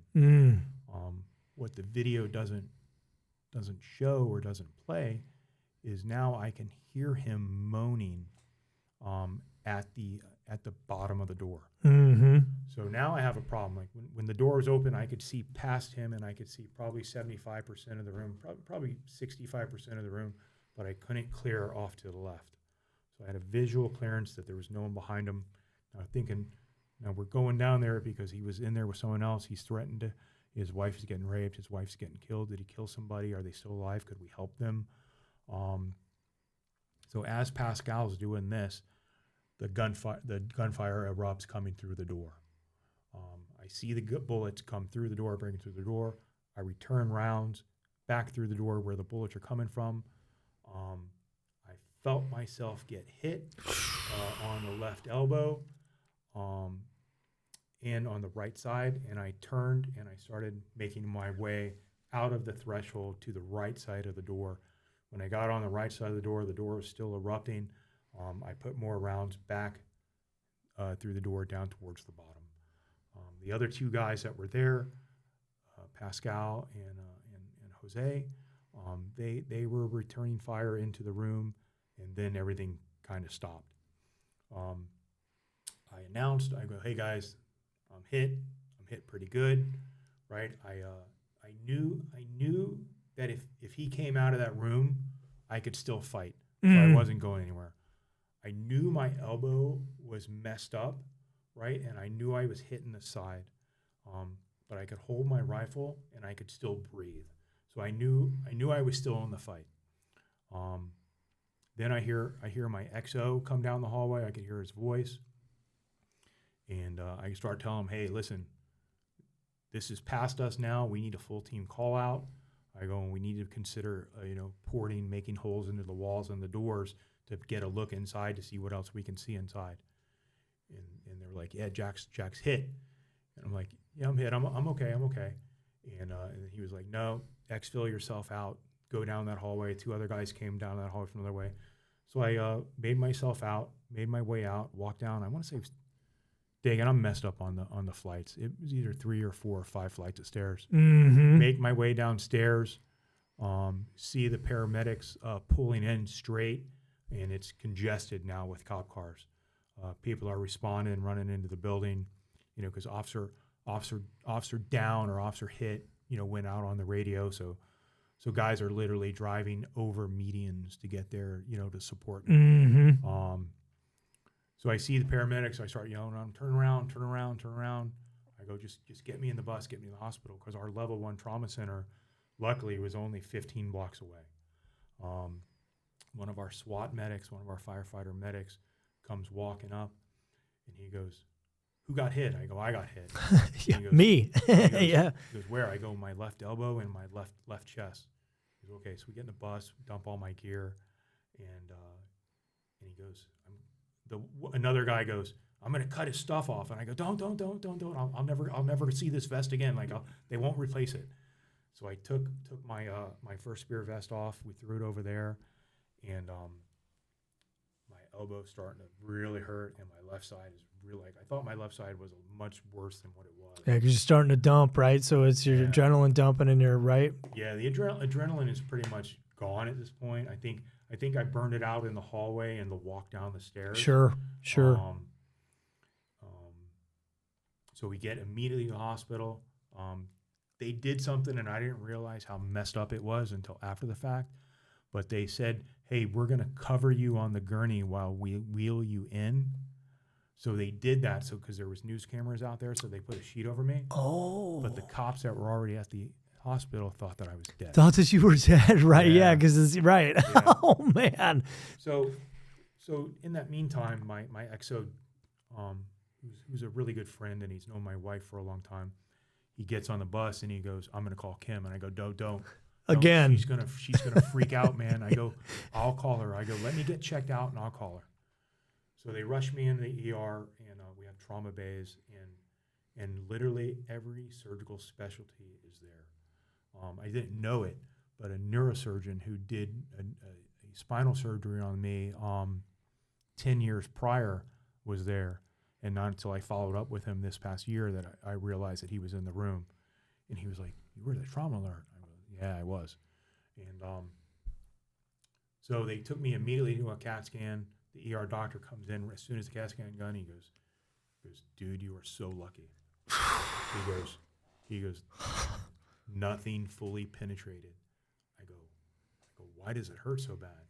He goes, "You're going to have a huge knot there. You're going to have a problem." Because it went in several layers of skin.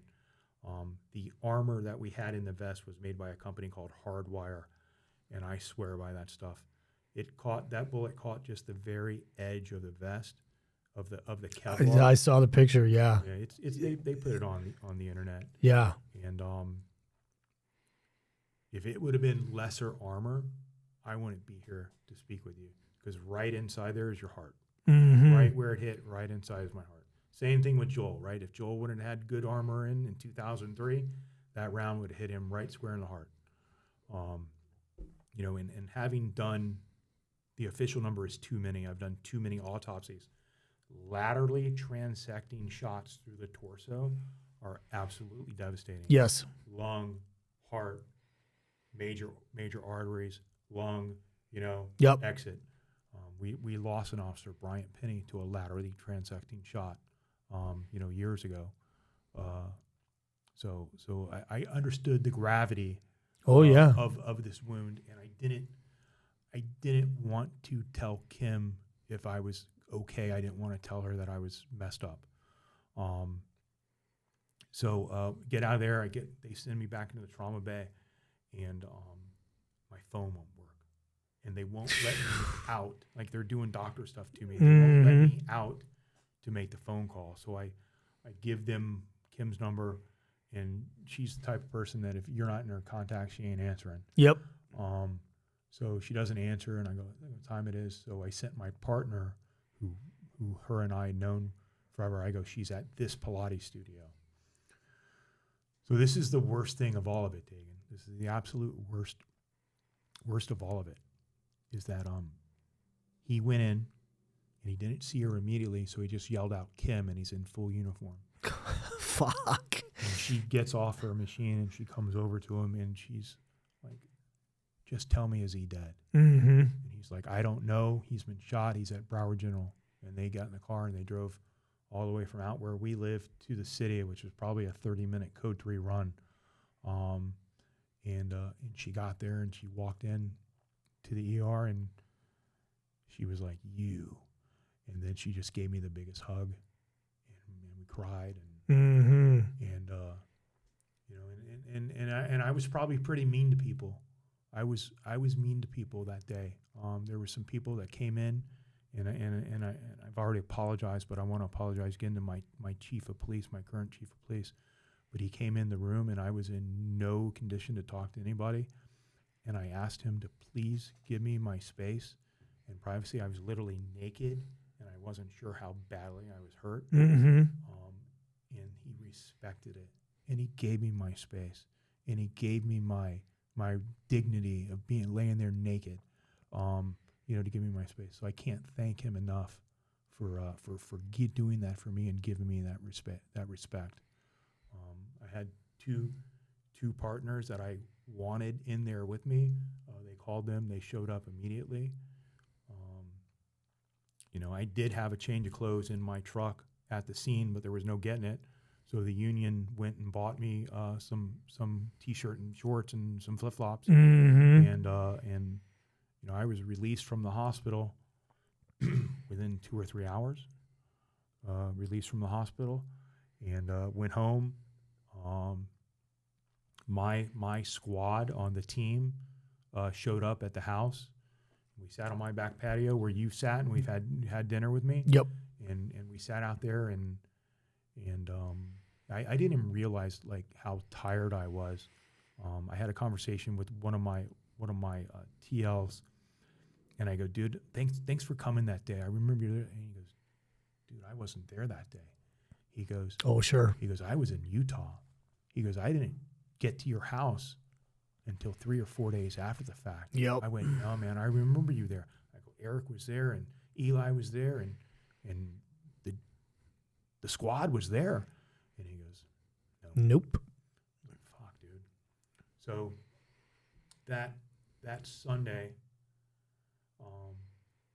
the chief and the assistant chief came to the house, and we sat in that same patio, and we talked for 2 hours. And the chief noticed that I was squirming. And he goes, "You look like you're in pain." I go, "I'm in tremendous pain." Mm-hmm. "I'm in tremendous pain, chief."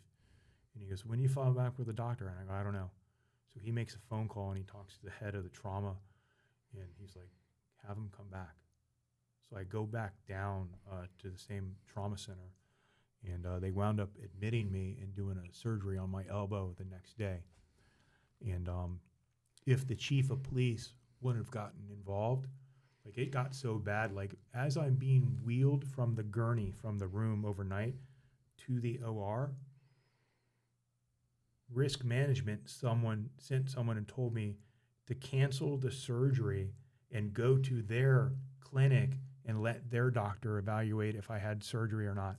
And one of the guys who was in there told the guy to get out of the room because I was already, IV'd up and prepped and ready to go get surgery.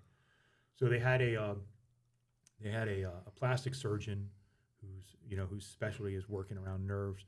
He went in and did an exploratory surgery on the ulnar nerve because the bullet tracked right across the ulnar nerve, which is crazy because 10 years earlier, I had a spine problem, and they did a ulnar nerve release, and I had a scar there, and the bullet tracked right along that scar. So we did that surgery, and these 2 fingers where the ulnar nerve controls have had dysfunction ever since the moment the bullet hit the skin. Mm-hmm. Following up with the workers' comp doctors, following up with them, they were like, "Yeah, you had spinal surgery before, so we're not covering it." So I went back to the neurosurgeon who did my spine 10 years ago, and that's when he clicked with him. "Oh, you were the trauma alert," and he sent me for an MRI, and we surmised that when I got shot, I didn't fall down, but I took quite a blow, Mm-hmm. and that motion caused a disc to slip. So he goes in and fused it. So now I have 3 cervical discs fused in my neck. And guess what's starting to get better? You know, the nerve dysfunction in my hand. Mm-hmm. So I have great lawyers, a firm out of Orlando, Bickler and Longo, that are handling the workers' comp aspect of it. And, you know, hopefully that all gets worked out. The most important thing is I got the proper treatment from the proper doctors, and I'll progress, you know, as time. You know, nothing heals slower than nerves, you know. Mm-hmm. So it's just taking some time. But you know, the mental aspect of this one really didn't hit me for a little while until I realized how close I came to dying. Right, Bro. I used to believe that I was truly bulletproof. I used to believe that. Mm-hmm. Now I know I'm just bullet resistant. Mm-hmm. I say that tongue in cheek, right? But I would have missed my son's wedding, right? I would have missed the possibility of seeing my daughter walk down the aisle. I would have missed sharing my retirement years in my life that I've earned with my wife, right? I came real close to dying, like the mortality hit me. Re-engaged with a counselor, separate from the police department. I want nothing to do with the counselor they have and the counseling they provide. Doing it on my own, through my own insurance. It started off where I was talking to him weekly.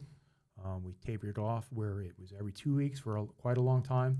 And now we're to the point where we talk once a month. Mm-hmm. And I've been doing really, really well. I did have a small setback. Part of my sniper school is I take the guys for 3 hours. We take a morning after we do our cold bore. We go and we see an autopsy, a real-life autopsy.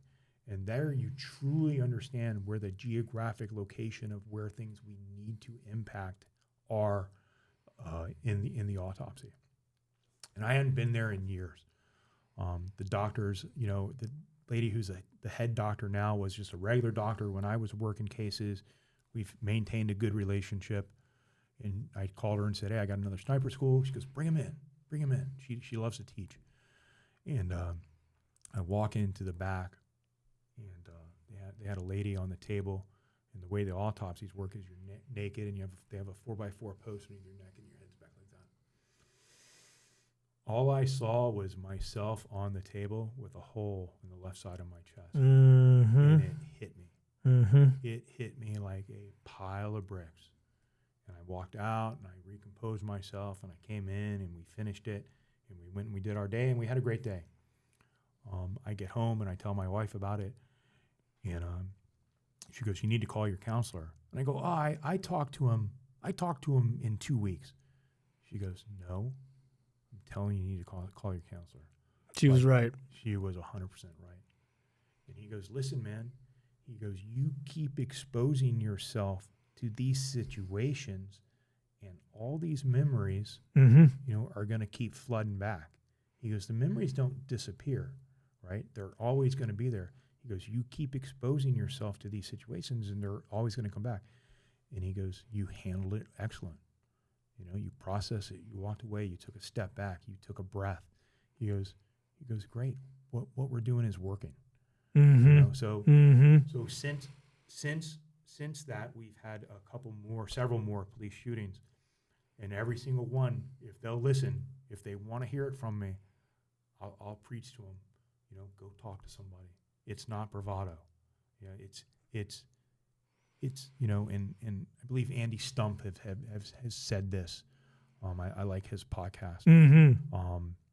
If you have a car with 100,000 miles on it, and you only take it in at 100,000 miles, right? Your car is going to be a piece of crap. Yeah, it's a fantastic analogy. You got to go in for those tune-ups, right? And talking with someone who is totally independent, no judgment, a fair, safe zone, right? Everything you say to them is protected. Short of you saying you're going to go and you're going to murder a bunch of people or you're going to murder yourself, everything you say to them is you and them working through the issues. And I push people to do it. I recommend they do it. It should be borderline mandatory. And I know that's kind of a, dicey thing to say, because if somebody doesn't want to talk, then they shouldn't be forced to. But have you met anybody where it hasn't helped? I don't think I have. No. Well, yes. I have met people that it hasn't helped because they were too smart and they knew everything. Sure, right. You know what I mean? 1,000%. When I recommend it, he's just going to tell me A, B, C, D, and E. I read that on the internet. I could do that on a YouTube video. And I go, at least try it, man. Right. At least try it. And may I, you might not jive with the first person, right? You get there's all kinds of flavors of that Baskin Robbins, bro. Mm-hmm. You know, keep trying, because one of them are going to suit you and help you. And I truly believe these people they're not making, they don't have yachts, right? I think they're doing it truly because they want to help people.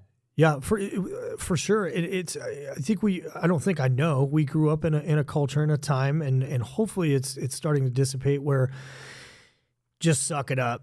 Just suck it up. That's what you signed for. That's what you raised your hand for. Quit being a bitch or whatever. All the cliche things like negative. There is zero shame. There is, in fact, it's you should.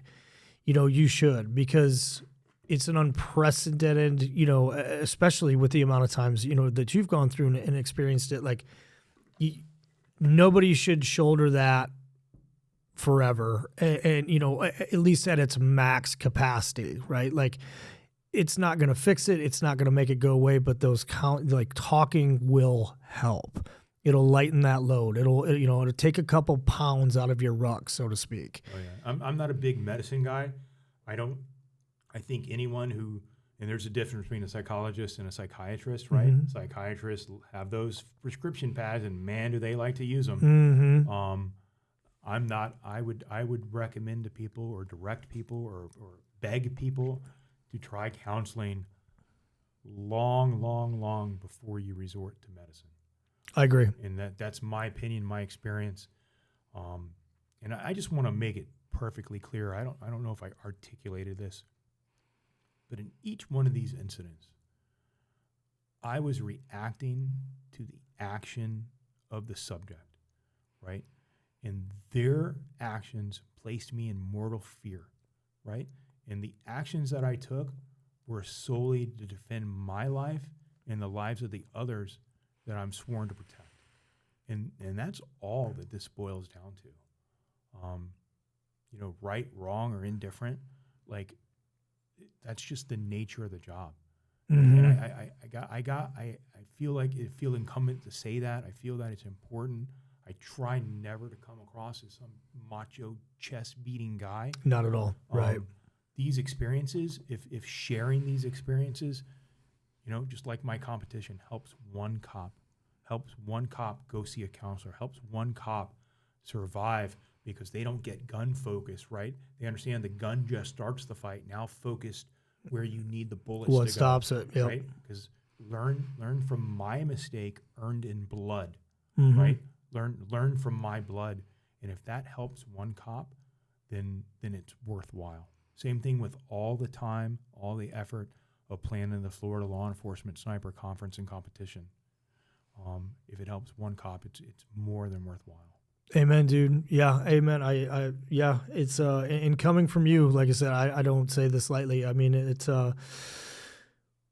what an impactful and important message, from experience to push out there. And I really, really appreciate you, coming up here and doing it with me. It's my honor, obviously. I value our friendship and moreover the tutelage, because I learn something from you every time we're together. I learned details today that, how many times have we been sitting around telling stories over the phone or whatever. And, thank you, sincerely. Thank you You're welcome. It was an honor to be here. Thank you very much. I love your little town. It's beautiful. Yeah. Really. We're proud of it. Right. It's good. It's a good place. And, we're going to go out and get a little bit of lunch and, maybe take a little river tour if you're in for it. Excellent. All right. Hey, thanks everybody. Stay mobile and, let's go to lunch, brother. Sounds good. All right. Thanks, everybody.